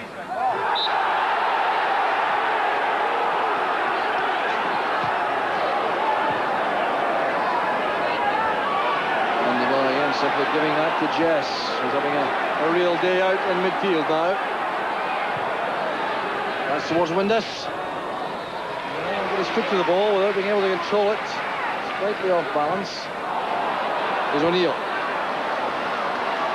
They've get a lot from Michael O'Neill now if they save the game. That's John Ingalls with the clearance. So the closing minute here of the stoppage time, in fact, in the first half. Hibs desperately trying to cut back the deficit before the interval. That's Michael O'Neill's pass. Here's Keith Wright. Been allowed to set things up. Michael O'Neill. Tackled well by Ian Jess, in fact. Team number 11's Flash. Back with Pete slowly. Top Delano now across to Hunter. That was Millen. McAllister's come short. Headed away by Gordon Hunter. Brings the first half to an end. First half, which has been dominated by Aberdeen. Joe Miller getting the opening goal from Stephen Glass's cross in 11 minutes. And then Billy Dodge heading home the corner kick in 32 minutes, which was given courtesy of the near side linesman, Michael Monaghan, whose signal to referee Willie Young resulted in the goal being given. At half-time, it's Hibs 0, Aberdeen 2. You're watching Sky Sports. Alrighty then. He's the best there is. Yes! Yes! Actually, he's the only one there is. Ace Ventura, pet detective. Miami Dolphins mascot has been kidnapped. Find the fish. Now Ace is on the case of a lifetime. And when this detective gets the scent, he'll follow it anywhere. Superstar Jim Carrey stars in the TV premiere of Ace Ventura, Pet Detective, 8 o'clock Thursday on the Movie Channel. Ace Ventura, just one of 42 film premieres on Sky's 3 great movie channels in January. Call 0990 10 20 30 and we'll switch you on.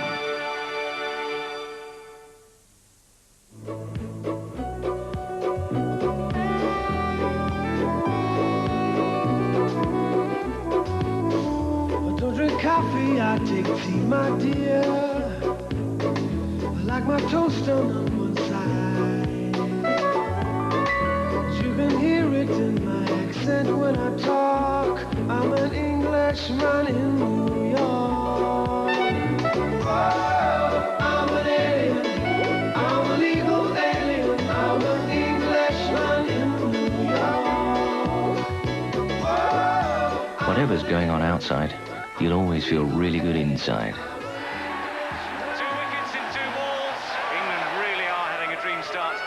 The new Rover 200.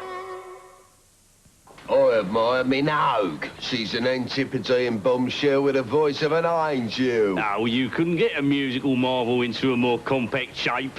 But if she changed my hula hoops into a more compact shape, like a miniature scale model of herself, I'd say, oi, Minogue, no! You should be so lucky. Lucky? Lucky. Hula hoops are round, they're staying round, and they'll be around forever.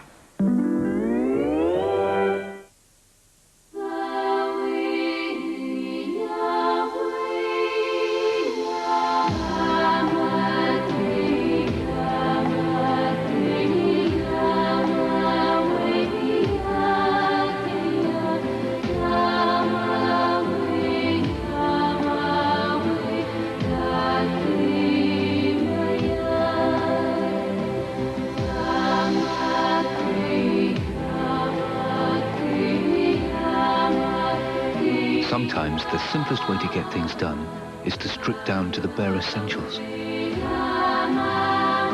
It's a belief we share at Cheltenham and Gloucester.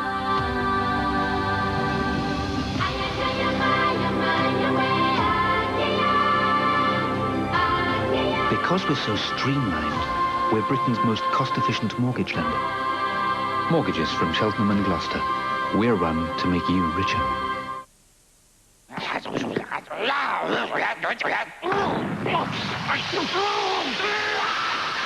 Pepperami hot. It's a fiery pepperami. Well, it's a great half from Aberdeen. 2-0 they lead. 10 attempts at goal, 5 on target. The match facts seem to justify the lead. They've got 5 attempts from Hibs, 4 on target.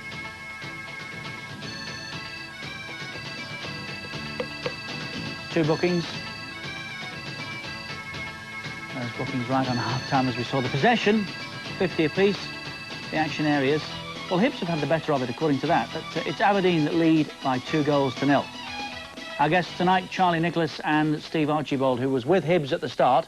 Now, they're not out of it, Steve, as we've seen yesterday, notably at Derby County, teams coming back from 2 goals down, and they'll be playing down that infamous slope as well, won't they, second half? It is a factor in the game. The slope is always difficult, but the wind is going with the slope, and I think that's been a big factor in the game. And I'd like to have known who won the toss, because Hibs do normally like to shoot down that slope in the second half. So it'll be interesting second half. I think there's definitely more goals to come. Well, we're on the case. We'll see if we can find the answer out. But 2-0, and it's not won yet. Do you agree, Charlie? Yeah, I do, yes, because I've seen it so many times in the past, the slope and the wind causing so many a lot of trouble for defences. And to be fair, Hibs, the first 10-15 minutes were camped in Aberdeen's half. And it was a good opening goal, wasn't it, from Joe Miller? It was a great opening goal. Aberdeen started to get a lot of room in the midfield area. Jess has been impressive. Stephen Glass is a great run, and it's a great ball. He's teasing the defence, asking Joe Miller to put it away. And in fairness to Joe, you see a lot of determination getting into the area. And he bangs in the back. And that's come from a Hibs corner as well, hasn't it? Yeah, well spotted. It did. It came for a Hibs corner. They hit him in the break. I just think Hibs midfield are really not in the game. Very little am I seeing defensively. And Aberdeen have been impressive in the midfield area. Hibs did win the toss, incidentally, and chose to go up the slope first half. That's the answer to the question. Well, they haven't changed. But I think that Pat McGinley's role in this game has been significant. They got goals. He got caught wrong side on the breakaway, and it's not his position to play right back. He's a goal-scoring midfield player, so he's in there obviously doing a job because of whatever reason, some deficiency or injury or whatever it is. But it's a difficult area for him to cope with. And if you're not a defender, you're always liable to get caught if you're not a natural defender. Took a while for the second to be confirmed. Billy Dodd's the goal scorer ultimately. I say, as we sat here, it looked in. Yeah. I don't think the first angle is all that conclusive. The second is very telling, though. Yeah, you can't really see it from here. But Dodds have pulled off and got a clean header, no challenge. It's a better angle. Oh, it's in. Yeah, definitely. It looks in, doesn't it? It's a great call from the linesman and a lot of guts from the referee to change that decision. Yes, and full marks to both, because the referee's absolutely made his mind up, then gone back and after a little discussion has given it. So yeah, I think the referees and the linesmen get a lot of criticism, so when credit's due, give it. Quite right. And then Dean Windass thumped the bar. Would have scored, but for the intervention of Jim Leighton, who got a good hand on this, Charlie, didn't he? Yeah, I think even more so. You see, I think Pat McGinley might even get a touch in his head, but Jim still gets a touch to it. It's a fabulous save. I mean, I think it was only 1-0 at that time. It's a great save. It's typical of Jim. And as I've said before, Hibs are struggling defensively with people like McGinley playing in the wrong position. And Jim's really helping them out in a lot of ways, although they're still 2-0 down. But as the half wore on there, Steve, towards the end, Hibs certainly more by way of possession, as we saw from the match facts in the action areas, and doing enough to suggest that there's a way back. Yeah, well, Hibs, the way forward for Hibs is to play football. They showed that there. And I hope they don't get caught into the trap of just playing the ball long and getting after it with this wind and the slope. If they continue to play football and get O'Neill more in the game, then they've got a good chance. Let's see if we can have another look at that second goal for Aberdeen. From another angle, and there, yes. It stopped. I mean, it's actually, you see it bounce, by the time it bounces, actually bounces on the line. And then it's carried on for another, half second. Now, that would indicate a goal. That takes it in, doesn't it? It does. And it counts. 2-0. Billy Dodds with the second, Miller with the first. 2-0 to Aberdeen at Easter Road. Hibs with a lot to do, but, as Steve said, playing with that slope behind them. A good, strong wind as well, second half. There is a way back for them. We'll be back with the whole of the second half next.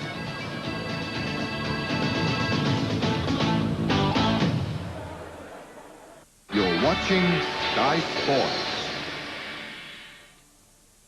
New evidence. I have information Richard Cross is innocent. Establishing a dubious new alibi. I was with him last Wednesday night when he went to that girl's apartment. Her eyes were wide open, looking straight at us. Creating a fearful new suspect. I swear to God, I didn't kill her. Help me, Teddy. And producing a killer new series. We're gonna represent this kid. Murder One continues Sunday at 9 on Sky Movies. Well, obviously in my kind of work you'll meet some real monsters. You come across all kinds of temperamental characters. Clerical Medical understand what it means to be a professional. That's why, since 1824, so many have come to us for pensions, investments and life assurance. Clerical Medical, the choice of the professional. Play the McDonald's £1.5 million Monopoly game. There are thousands of great prizes to win instantly, or by collecting the stickers on special cups and fry boxes. We're giving away 10 mini Mayfairs. United Vacations holidays in America. Lots of free McDonald's, including Big Macs and Coca-Cola. And even the chance to win £50,000! Big Macs all round! Go directly to McDonald's and play the £1.5 million Monopoly game. If you're going on holiday, you should be going to a place that'll give you something more lavish for your lira. What about a place that'll get you somewhere more palatial for your peseta? If this sounds like your kind of place, you should be going places. You'll get more holiday for your money. So, with our fantastic discounts, shouldn't you be going places with going places? If you're determined to cut out smoking, here's a way to ease the craving that's proven to work. The bestseller in Britain, Nicorette Gum. At Mercedes-Benz, we often find new ideas by looking at our cars from a different point of view. It's how we developed rain-sensitive windscreen wipers, created our most aerodynamic body to date, designed the first safety belt to work specifically with an airbag, made wheels that can work independently of each other, and produced our most efficient catalytic converter ever, the new E-Class from Mercedes-Benz. The Test Series was a close contest. Thanks to the weather, we'll never know exactly how close. But how often the match looked won, only for fortunes to turn round. It's got him this time. In one-day matches, you only get one chance. You must take immediate control. He's got the wicket, first ball. It's vital for England to get in the one-day swing before the World Cup. They've got 7 matches to prove they can do it. The first one-day international in association with Ford Mondeo, Tuesday midday, live on Sky Sports. Well, they say it's a bitterly cold night. Certainly looks a rough old night. Driving rain, a howling wind in Edinburgh this evening. And Hibs, who play at Easter Road, they're trailing at half-time to Aberdeen by 2-0. But second half, as Steve Archibald was saying, coming down the slope with that wind behind them. And you say, Steve, just play football. They have to play football. They don't want to get caught up in with the wind and the slope. But they've been used to it. They've played it a long time, and I'm sure they'll know how to do it. I really think there'll be more goals. I think Hibs will score. What do you make of, what do you make of Aberdeen? Well, they've done everything that they've been allowed to do. I mean, they've had space to play and they've played. They've got Glass in possession, they've got Miller in possession, they've got Jess in possession, and they've done everything they can. They've got 2 goals. Can't ask any more than what they've done. Fingers crossed for Charlie, who was with them at the start. You said they'd win. Yeah, I feel so. I feel like they played the right way. I just feel that way, particularly as Stevie says, Pat McGinley being out of possession. For me, I would move Millen back into the right-back position and put Pat McGinley forward if I was the Hibs manager. Yeah, he's a natural goal scorer. It suits the Hibs team. And I think the Hibs team, in fairness, are happier when they're going down the slope. Well, we'll find out. Trailing by 2-0 as we rejoin Billy McNeil and Jock Brown. Thank you, Richard. Yes, the side's coming out again to the very trying elements. And very interesting discussion there with Steve Archibald and Charlie Nicholas about what Hibs might do to change things. They have been penalised substantially by serious injuries to Willie Miller and Graham Mitchell, who were their first-choice fullbacks. So they're not available, and that has caused a problem, especially the right-back position. Joe Tortolano fits in at left-back, but we're looking to see what changes may have been made tactically. So down the Easter Road slope, Hibs trying to save this match, trailing by 2-0. And no indication immediately of a significant tactical alteration. Certainly Andy Millen is continuing in the midfield. Pat McGinley in defence. That's Ingles turning it all away. Here's Stephen Tweed. Millen to Hunter. Here's Pat McGinley, who was having a tough time in the middle of the field. Certainly struggled badly against Rangers in that 7-0 defeat. And was given a chance to play more defensively. Here's Darren Jackson. The ball gathering pace, though, downwind. Down the slope, going through to Michael Watt.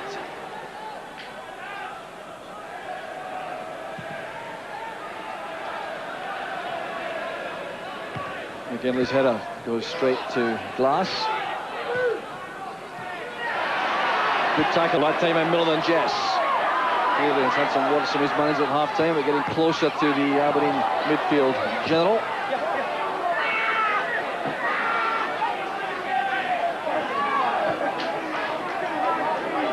So Aberdeen will be very happy to settle on this lead in the opening 10 to 15 minutes of the second half. The irony is that Hibs were very impressive in the opening 10 minutes until that opening goal was scored by Joe Miller. In the 11 minutes, that's Paul Bernard. No chance there for Joe Miller to do anything with that. You surprised, Billy, there are no significant tactical changes? I would have thought that he certainly would have tightened up, and the midfield there has got to be tightened up. You know, as I said, Jess had far too much space, far too much room, and he really orchestrated the whole game.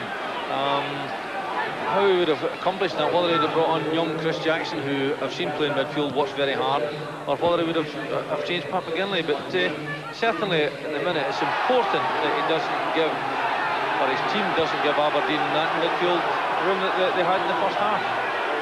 Referee Willie Young with a cross that was with Pat McGinley, who reacted angrily there to attentions from Dean Windus.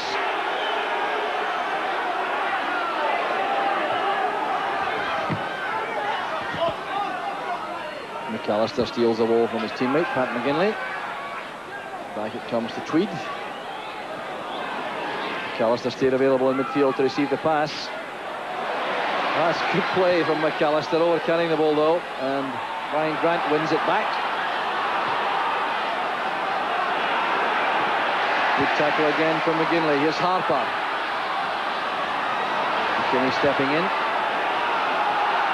Millen now to McAllister. Hibs fans warming to this brisk start to the second half from Hibs. Glass's clearance. Here's Billy Dodds. He's very quick indeed, getting away from Stephen Tweed, looking for Windus through the middle. Hunter goes across. That's well timed. Carelessness there from Millen. Possession conceded very easily indeed in the middle of the field there by the Hibs number 2. Dodds is offside. Well, it's remarkable to think the last time Aberdeen beat Hibs in a league match was on the 27th of November 1993, a little over 2 years ago. They won by 4 goals to 0 on that occasion, but there only are 4 Aberdeen survivors in the side tonight. Stuart McKimmie, Brian Grant, Joe Miller and Ian Jess.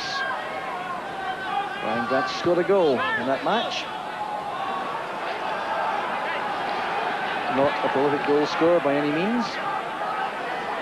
Playing right back tonight, but at that time, a regular in the heart of the Aberdeen midfield. Cleared by Tweed. Michael Watt comes off his line very smartly indeed to cover his central defenders.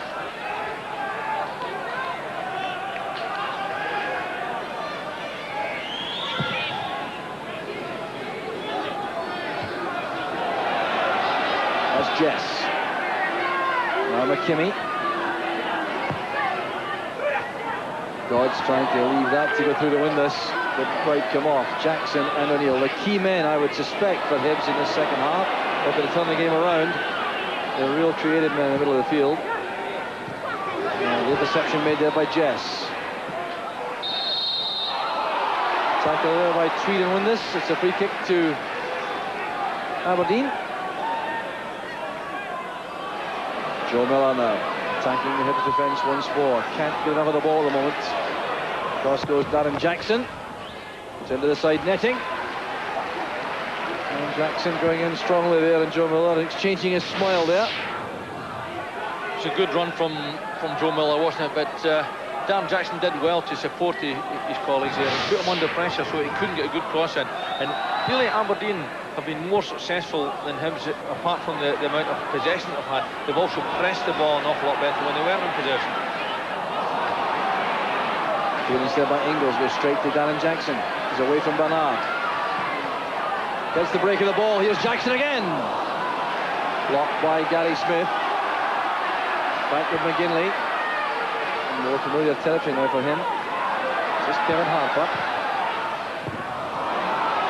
Cleared by Jess, only as far as Millen. Came off Windus, it'll be a throw to Hibs. Aberdeen Windus still playing up front beside Billy Dodds. In possession now, watched 5 times by Aberdeen with Hull City, and each time they played striker. So that was always the intention. Bit of injury damage to Joe Miller. He's limping badly over there, number 7. That's towards Harper. What? A little push there from Harper, but still took the ball confidently. It's one of the problems of playing down this slope with the elements behind you, that you tend to overhit the ball. But really, Michael Watt looked as though he might have misjudged that, and Harper was all that far away from getting the end of it. I think that's something that Hibs have got to watch. They want to get possession midfield, they want to get the ball into the opposing box, but they don't want to overhit it, because the wind will carry it right through to the goalkeeper. It's difficult for them to control. Aberdeen controlled it beautifully in the first half. They played it nice and short. They had players running from midfield, and they were prepared to put balls across that goal. And that's the way that Hibs have really got to try and get hold of it and do likewise. Roy Aiken looking on anxiously to see if Joe Miller is fit to continue. They'll want him badly on the field, and I'm sure Miller himself will be very reluctant to go off. An ankle injury, the right ankle. Possession returned there to Aberdeen, and played out deliberately by Watt.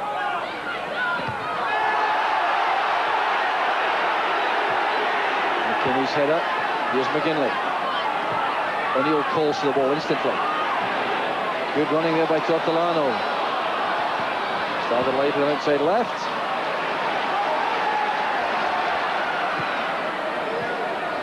That's O'Neill again. Jackson becoming more involved in the play for Hibs. Good defending by Gary Smith.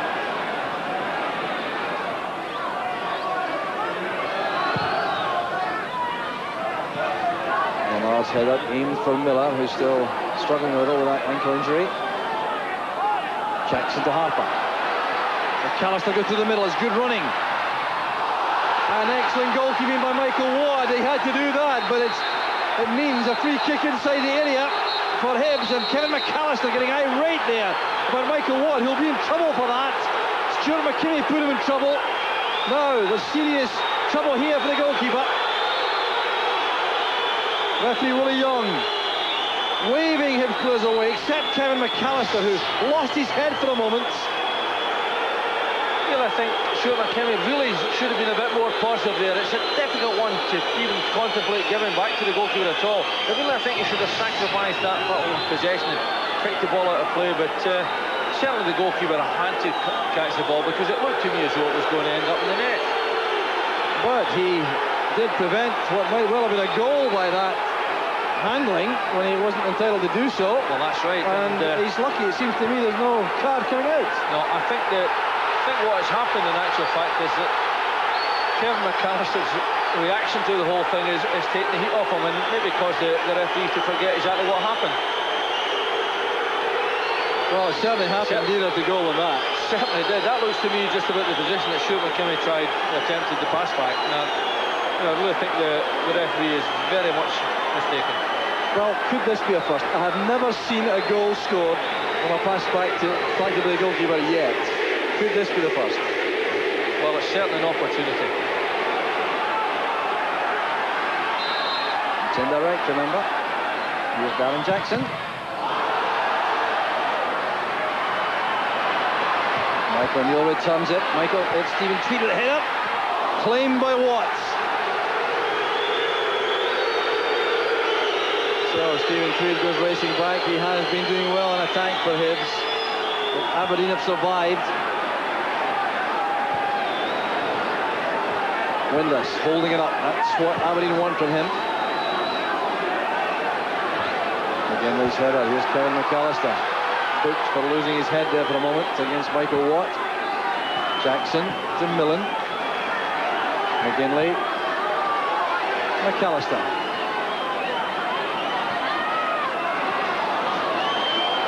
Now Tortolano. Very tight marking by Aberdeen in midfield and at the back. The flag is up on the near side against Keith Wright. Very few offsides in the match, but linesman Monaghan flags Keith Wright, the man who Told referee Willie Young that Billy Dodds has scored the second goal for Aberdeen. Judging by the reaction from these Hibs fans, he certainly is not the most popular person here.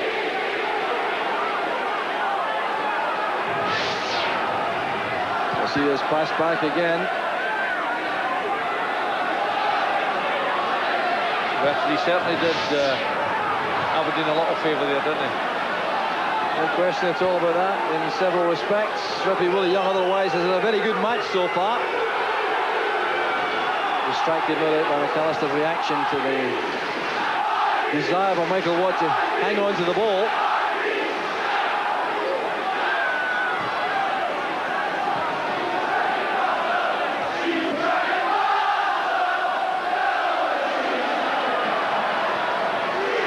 So here's Stuart McKimmie. And this with a layoff, missing out Jess. McAllister runs into Dodds.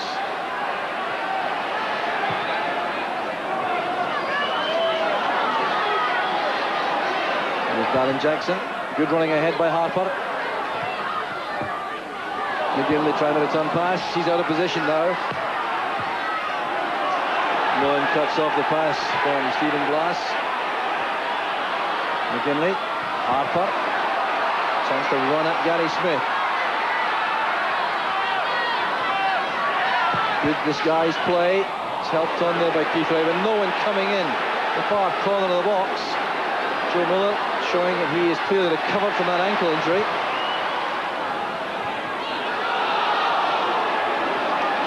Bernard. Wide for Dodds. Played in early. Good defending there by Andy Millen and by Jim Leighton. Under pressure from Windus. Pushed by Windus, in fact. Jim Leighton now furious. The former Hull City player. Again, it was a good move from Aberdeen. The front players are right up there, but they've got great support from midfield as well. And at the end of the day, good defending and good reaction from Jim Leighton. And certainly the referee was right to award him the foul. Now a flying elbow there from Pat McGinley. He'll be in trouble for that. He caught Stephen Glass in the face. It certainly was reckless. McGinley looks thoroughly aggrieved, but he's going to be booked at least for that. In fact, the referee's view of this could be serious. Well, this could be red or yellow. Well, certainly the hand up there, I don't think there was any great malice, but I think he hit him with the back end of his hand rather than his elbow, certainly. But the gestures put him in trouble, and it will be very interesting to see what the referee does. It is red. Now, technically, I think the ref is right, because the ball had gone. It was a flying left hand which caught Stephen Glass in the face. Pat McGinley is ordered off to add to Hibs' misery on the night. And really, it was an act of folly. There was no need at all for that. Alec Miller turns away and shakes his head. That's just what he didn't require. Yeah, I think Pat really can be criticised for allowing his discipline to evaporate. It certainly, I don't think, was his elbow, but it certainly was the back end of his hand. And, you know, the ball's away and there's no need for it. And it's very disappointing to see a good professional do something like that. It really is. But the referee's right. And the evidence of that, he was perfectly correct. McGinley's reaction to really, it was amazing in the circumstances. Perhaps he realised the red card was coming. That's a good effort by Dean Windus. Everything now going Aberdeen's way.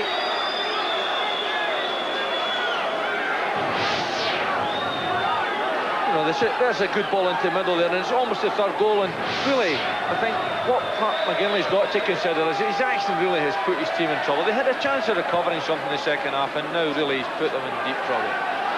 Well, it's very interesting now. Andy Milne has dropped back to right back. And to give Hibs credit, they've left two men up. Well, they really have to do that. They left Wright and Harper up there. A three-man midfield now. McAllister, O'Neill and Jackson, with Joe Tortolano clearly being told to get forward whenever he can to add some attacking power on the left-hand side. Yells for handball, waved aside by the referee. It wasn't deliberate, he says. Windus shaking off Gordon Hunter.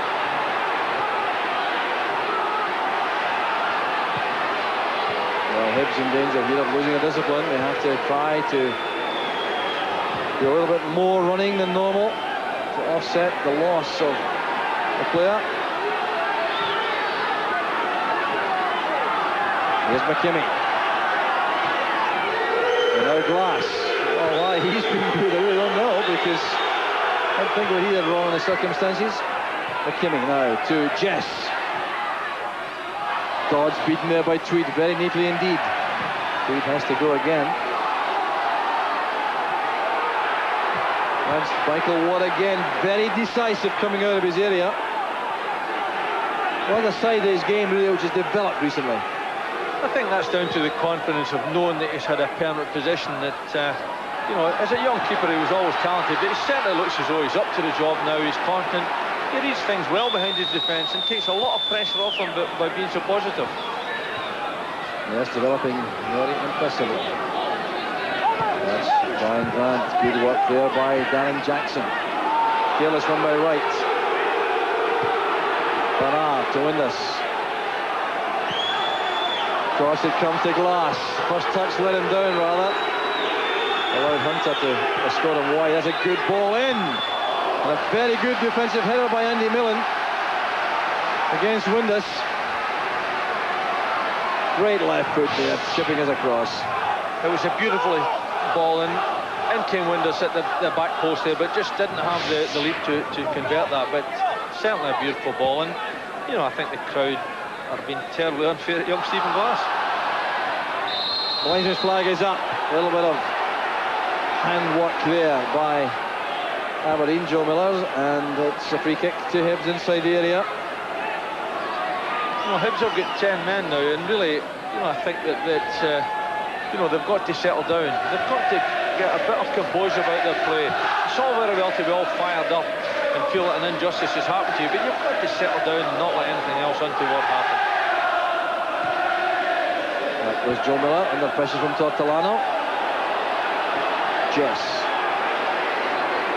Even more important perhaps now, but Aberdeen to continue this passing game to make the advantage tell. Make Hibs do even more running just to cope.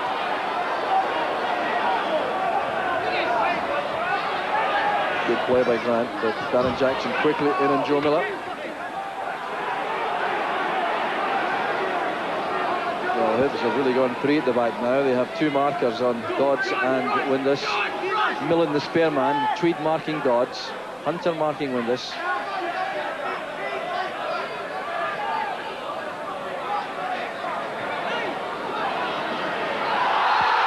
Here's Wright taken out of the play by Gary Smith. It'll be a yellow card, I'm sure, for Gary Smith. Paul Bernard having a word with the referee, why I don't know. Certainly was a foul. I don't think that he was late into the challenge. Really quite rash and quite silly, to be perfectly honest with you, because he's going to get himself in trouble, and really the last thing they want is to get one or two players booked. At this stage, they're on top of the game. All they've got to do is keep their composure, and they've got a result. Tortolano flights it in, looking for Tweed, who've got a touch on. Good covering play there by Gary Smith, and also by McKimmie. This is Glass. That's one for Dodds to chase. Tortolano tucking in there to get cover.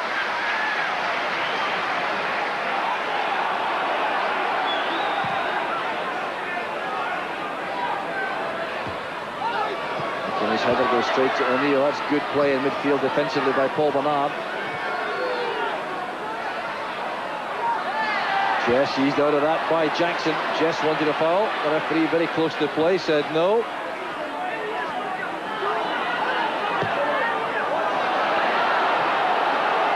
Well, it's difficult for Hibs now. Gordon Hunter, a long-serving player, 12 years in his 13th season, in fact, as a Hibs player. Played in the first team, first of all, at the age of 16. Alec Miller has still stayed adventurous with his formation. It's a 3-4-2 he's now playing, trying to get something out of the match.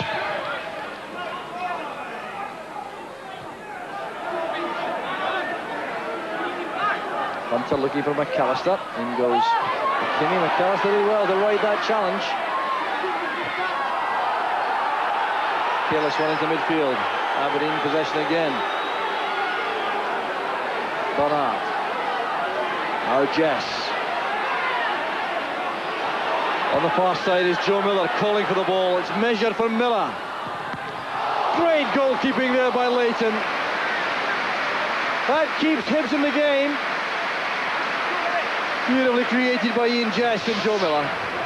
Beautiful move, and the weight of the pass is just perfect because the defenders have been drawn in, and Joe hits a tremendous shot, but all credit to Jim Layton.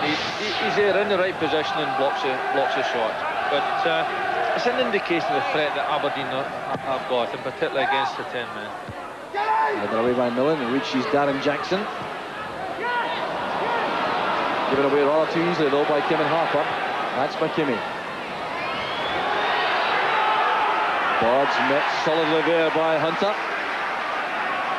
Uncompromising challenge.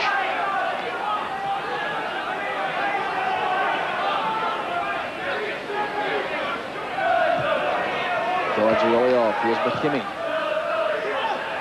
Backing in, going on strongly there by Windus and Tweed.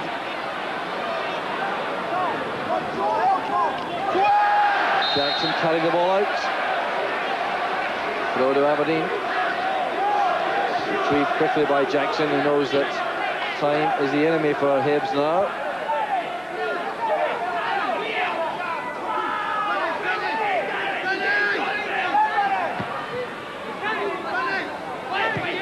Well, it's really quite remarkable. Hibs should be in their position in the league table. If this continues without any change in the scoring, it'll be 7 defeats in the last 10, including tonight.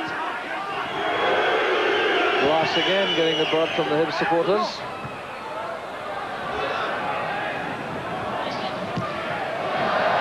Tortolano's clearance thumped away there. Hibs looking dispirited at the moment.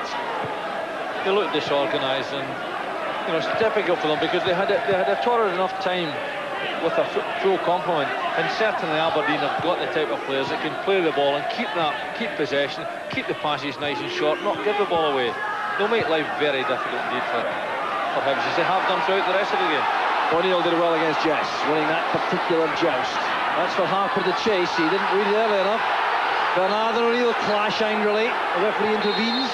He's taking action here against Bernard for a foul off the ball on Michael O'Neill. Now again, technically, the colour of cards will be very interesting here, because O'Neill has played the ball away. The referee may see it as a late tackle, in which case it'd be yellow, or he may see it as violent conduct, which would be red, but it's yellow.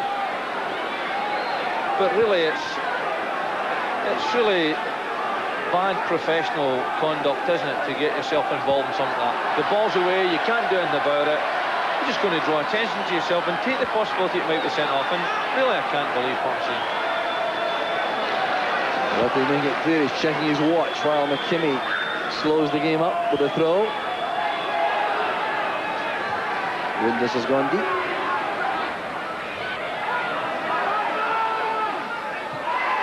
Jackson screening the ball. O'Neill looking for Keith Wright. That's for Harper. Worth the effort. Didn't get the angle right. Kevin Harper restored that magnificent winning goal against Hearts, looking to make it another. He's capable of scoring from there, and it's well worth the opportunity. And all credit to him for showing the passion and the belief and the aspect that they're not going to give up, but they've just got to settle and try and regain a little bit of composure. Don't let anything else happen, because they're still not out of it, although you know the odds are very much in Aberdeen's favour, but they're still not out. Anything can happen, and so often we see 10 men make a recovery. Misunderstanding there between Bernard and Windus came to no harm though for Aberdeen. Here's McKimmie. Back with Smith.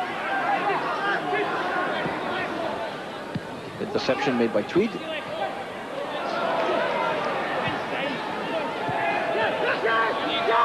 Bernard assesses the options, looks for Joe Miller, but too much weight on the pass. Well, Hibs, reminder, they're playing this 3-4-2 formation now. 3 at the back. Hunter, Millen and Tweed. Across the middle, McAllister, Jackson, O'Neill and Tortolano, with Harper and Wright continuing up front, but more and more likely to have to work on scraps. That's McAllister. Now O'Neill.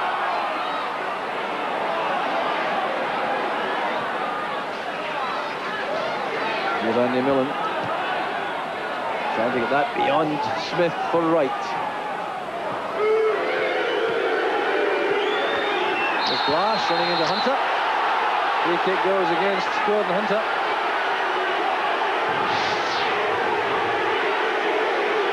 You know, there's nothing Gordon Hunter can do there, but equally as a foul, I don't think he deliberately tried to impede him, but equally the Hibs support are getting at young Stephen Glass, and there's nothing he can do. He's played well, he's played nicely, but it's maybe just another little bit of learning and experience for him. Playing across now with McKimmie for Aberdeen. Aberdeen playing calmly, confidently. One or two scares they had, especially before Pat McGinley was ordered off. But surviving comfortably in defence at the moment and looking to snatch a third goal, which would surely end the contest completely.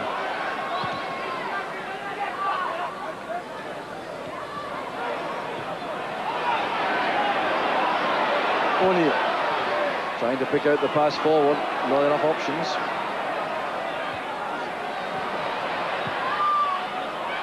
There's McAllister's cross, it's awkward. Michael Watt did well, ball spinning out of his hands.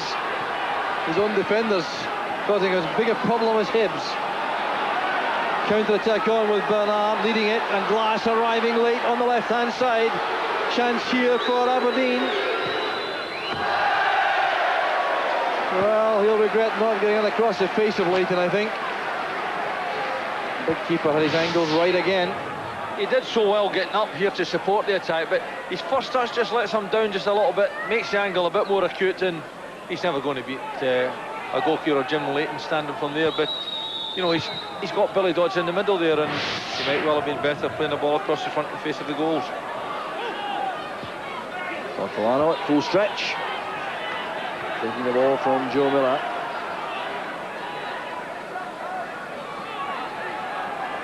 So the throw to Aberdeen. Big match coming up on Sky Sports on Super Sunday, 3 o'clock on Sunday. Coventry City facing relegation, and Newcastle United going for the Premiership title.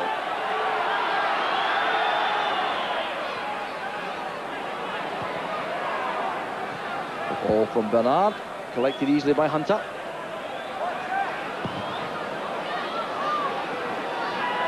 Good control from Jess. Hustled out of that by O'Neill.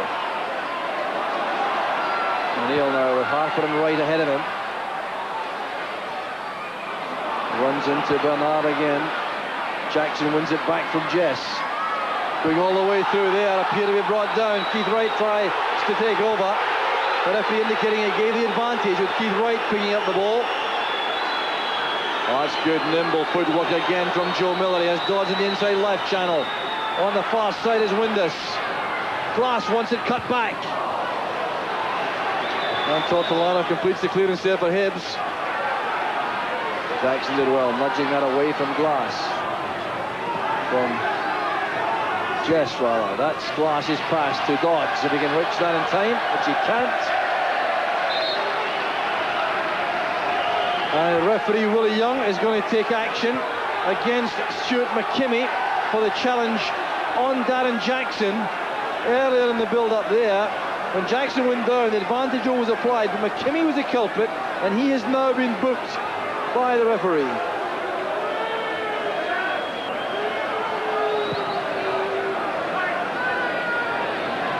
Hibs still trying all they can to get forward. Would be something of a miracle if they could produce a couple of goals to save this match with just 10 men. Jim Leighton playing against the club where he made his name initially, Aberdeen. Chase here for Keith Wright, and again confidence all over the work of Michael Watt. Well, Stuart McKimmie booked a nice challenge on Darren Jackson. I think the referee did incredibly well here, other than the fact that I don't think there was any real advantage to Hibs there. Although Keith Wright picked the ball up, there was still so many defenders between the goals. I think that Hibs would have settled for the foul. Stephen Tweed demonstrating again he's not the kind of player who takes defeat lightly. The free kick to Aberdeen. Tortolano. Troy Aiken offers some advice to his players, taking nothing for granted, I'm sure. Quarter of an hour remaining. Oh, that's good play by Miller. Now looking for an accurate cross into the middle. And that let him down. Stephen Tweed blocking him. three men waiting in the box. He had Dodge, Windus, Glass. And Joe Miller couldn't get the ball beyond Tweed. Just a moment or two ago there, Dean Windass got in a similar position and was a bit careless with his final ball, and Joe once again there did all the hard work so very well, got himself into good position, just a little bit careless. The final ball didn't pay off.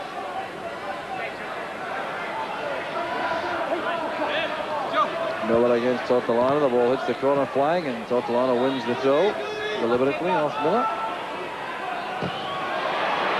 O'Neill in trouble against Dodds. Goal kick it is.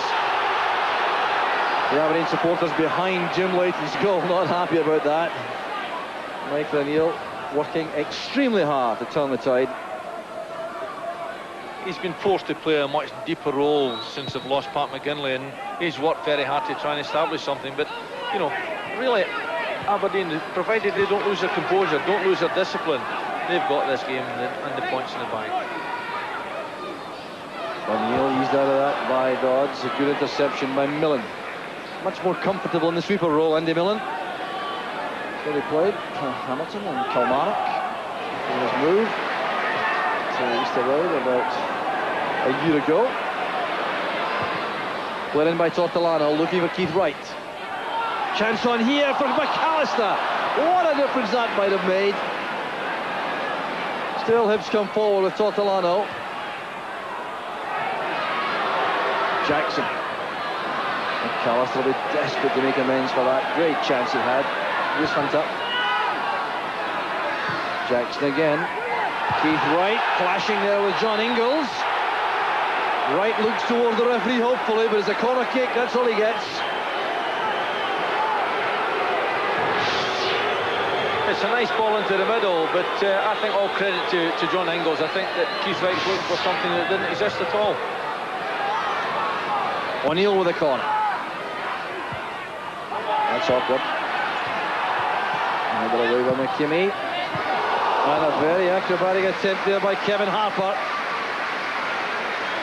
Well, Hibs are showing enough appetite to suggest that if they could get one back, they would really offer a big finish. Well, that's right, and you know, at times Aberdeen just look that little bit ragged. They're not enjoying that type of pressure, and Kevin Harper tries that speculative effort. It's not all that far away, but I think it's important, and I think this is what Roy Aitken is trying to convey to his players. Settle down, keep your composure, don't lose your discipline, and the points are there.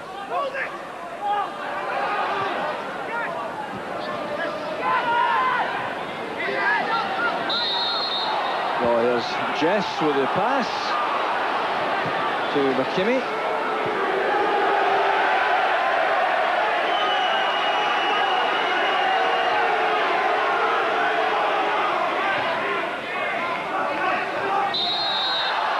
So a free kick this time goes to Hibs.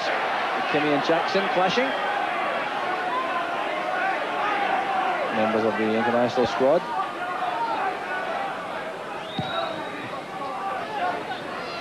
Up goes Bernard, helped on by Windus.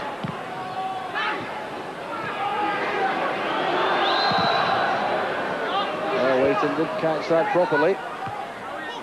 But here's Michael O'Neill for Hibs. Asking a lot of Keith Wright. Miller now to Bernard. And this with the little flick on, but the covering players are there for Hibs. One of them is Andy Millen.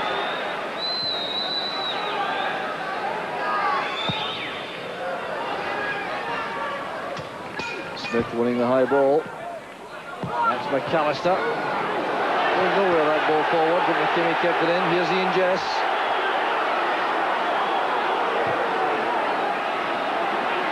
Confident play across.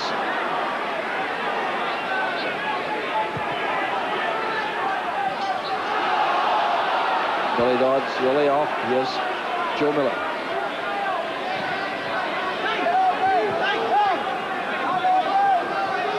O'Neill hustled out of that by Dodds. This is Andy Millen now striding forward. Looking for Keith Wright getting in behind Brian Grant. It's been a thankless time for Keith Wright. Jackson ends the throw. Millen staying forward. Back with O'Neill. These are on a wide, and Hunter obliges. Foul there by Windlass or Hunter. It was good play by Gordon Hunter, joining the attack and taking on his man. He's worked very hard, both defensively and in the attacking sense going forward, particularly since they've lost the man. And yeah, he's pushing in there, he's trying to get something. He's a very proud and determined player, and he's working hard to achieve something with his team. Still in there, right in the thick of the action. And again, turned away for the corner. Keith Wright shot at goal, but it was Hunter who caused so much trouble there. They've caused Aberdeen defence all sorts of problems when they got that kind of ball into the box, and their determination is tremendous. They're really desperate to get something back and make a real finale of this game. McAllister, sideways to Millen. That's a good pass. He's offside though. Couldn't have been a lot of that, but Aberdeen's discipline, very good indeed, pushing forward the 18-yard line on the line. Well, they're very quick at coming out, and once again, I think that the linesman is exactly right. But a good defensive play by Aberdeen and good organisation at this stage in the game. They came out very quickly and pressed that ball once again, which they've done successfully throughout the game.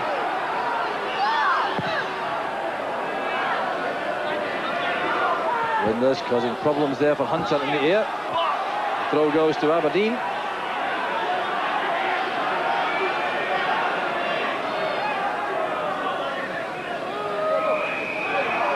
He wants things hurried up, the referee, making that clear to McKimmie.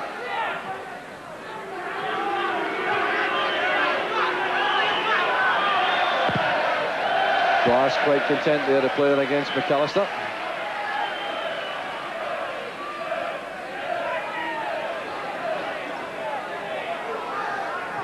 Here's Paul Bernard. Glass to McKimmie. No one in the far post for Aberdeen. Plenty of time here for Tortolano. Began his career with West Bromwich Albion as a youngster.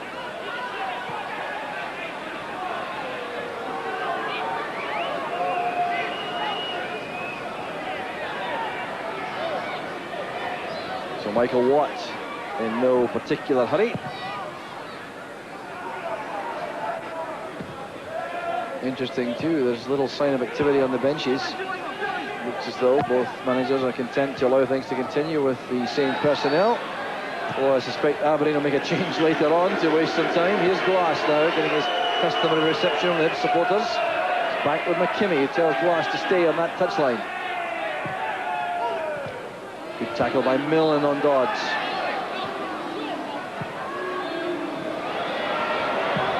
Tweed sending it along. It's a hopeful one for Keith Wright to work on. Glass to McKimmie. O'Neill. Harper. Did well to force that back to O'Neill. Now McAllister. Trying to get the better of McKimmie. Glass gives that double cover. Must be very comforting that for Stuart McKimmie to have Stephen Glass doubling back, using his running power like that. It's a clear offside against Windlass. Pity for Aberdeen that, because Ian Jess had timed his run magnificently from midfield there. If Dean Windlass just ventured at the offside position, had he not done, I think that Ian Jess would have had a clear run in and goal. So now Joe Tortolano with the free kick. Seemed to come off McKimmie, did it? Or did he miss the ball? He let it go. It's a goal kick. Well, time running out rapidly for Hibs. They really have put a great deal into the game, and the last 20 minutes or so since they've been reduced to 10 men. And interesting to see the possession count here. Aberdeen with just an edge in the second half. Not a great deal despite that extra man advantage. No, I think all credit to Hibs 10 men. They've given every passion that they have, and they've given every effort they had. But one, I think they lacked just that little bit of composure at important times, and they lacked that little bit of control in midfield. That they've had to work hard for whatever they've got, and really they have never had any great control over the midfield areas to seek out the weak points in the Aberdeen defence. The header on by Millen. That's O'Neill.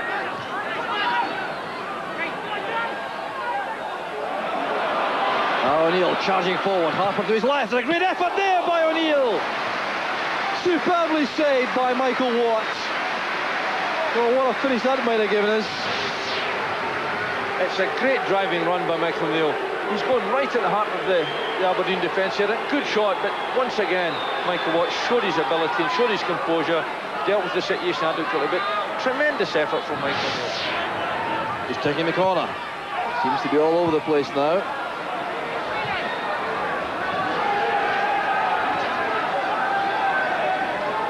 So, Hibs still trying all they know. Michael O'Neill in particular, full of running, full of determination.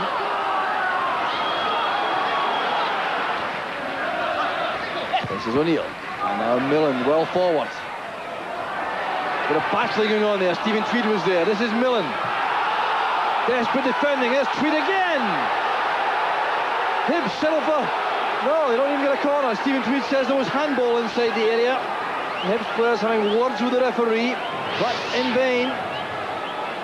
They've certainly given it everything they've got there, and you know, I don't understand the claim by Stephen Tweed. I don't know what it is, because it was a chance and unfortunately missed it, but I don't know what the claim was.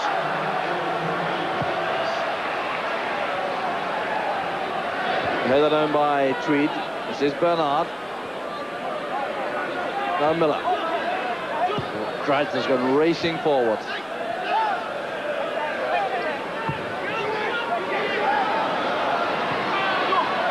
Michael Watt will be very happy indeed with his performance overall tonight. That save has certainly eased Aberdeen's worries for the closing stages, I suspect. They were very nervous in the last 5 minutes had that gone in. So Brian Grant comes forward.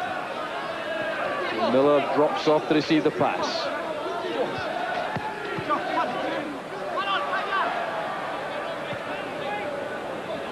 Good pass from O'Neill. Here's Darren Jackson. Keith Wright's clear over on the left-hand side. Harper, Jackson, Millen racing into the area. McAllister coming from a deeper position. Millen playing it in early. Here's Darren Jackson, showing good control. Back with O'Neill. The angle ball finds Harper. He scored!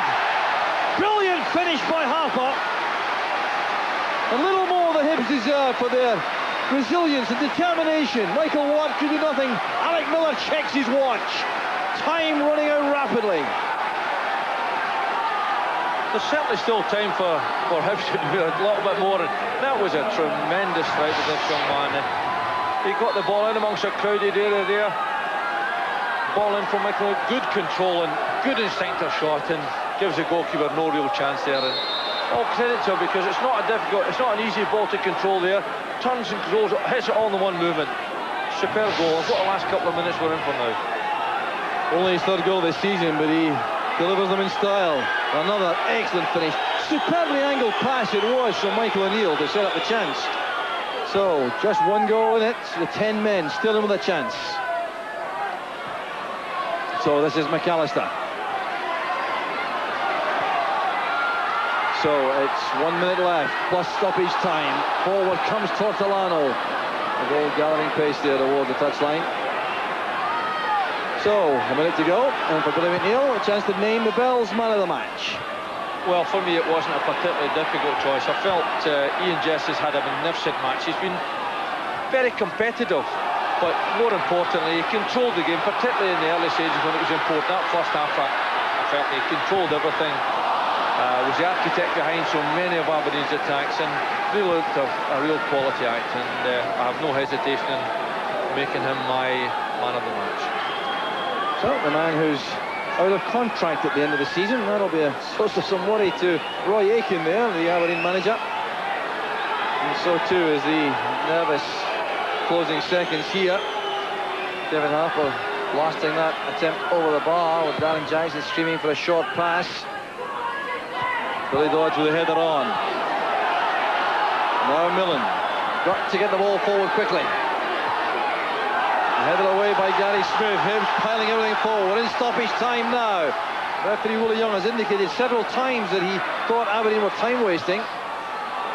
Can't remember too many injuries. This is McAllister. Headed away there by Smith. Here's Dodds. Now Jess. Passing, very accurate again. Joe Miller.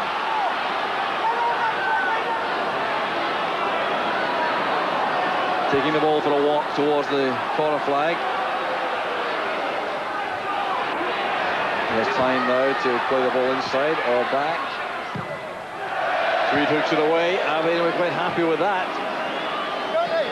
So, I can't remember much injury time, but certainly some delaying tactics from time to time from Aberdeen, and they're now suffering a little bit from that. Referee Willie Young, the man who is being watched most closely by the Aberdeen supporters. Here's Joe Miller. Oh, that's good footwork once again. Now, can Hibs get the ball forward quickly? They have to do so if they're to save this match. The referee's checked his watch again. Played forward there by O'Neill. Stephen Glass first to the ball. And Aberdeen enjoying some possession here again. Grant plays it forward. Now, the long ball will come from Tortolano. It's a chase for Keith Wright. John Ingles got his head to that, but here's Darren Jackson. Jackson caught there by Ingles, was he? No, says the referee. He saw nothing wrong with that, although it did appear as though Jackson was caught, and he's losing his head for a second there. Turned away by Kevin McAllister. Sensible play by the experienced winger. Jackson clearly thought he should have had a free kick there to give Hibs a last-ditch chance from a set piece.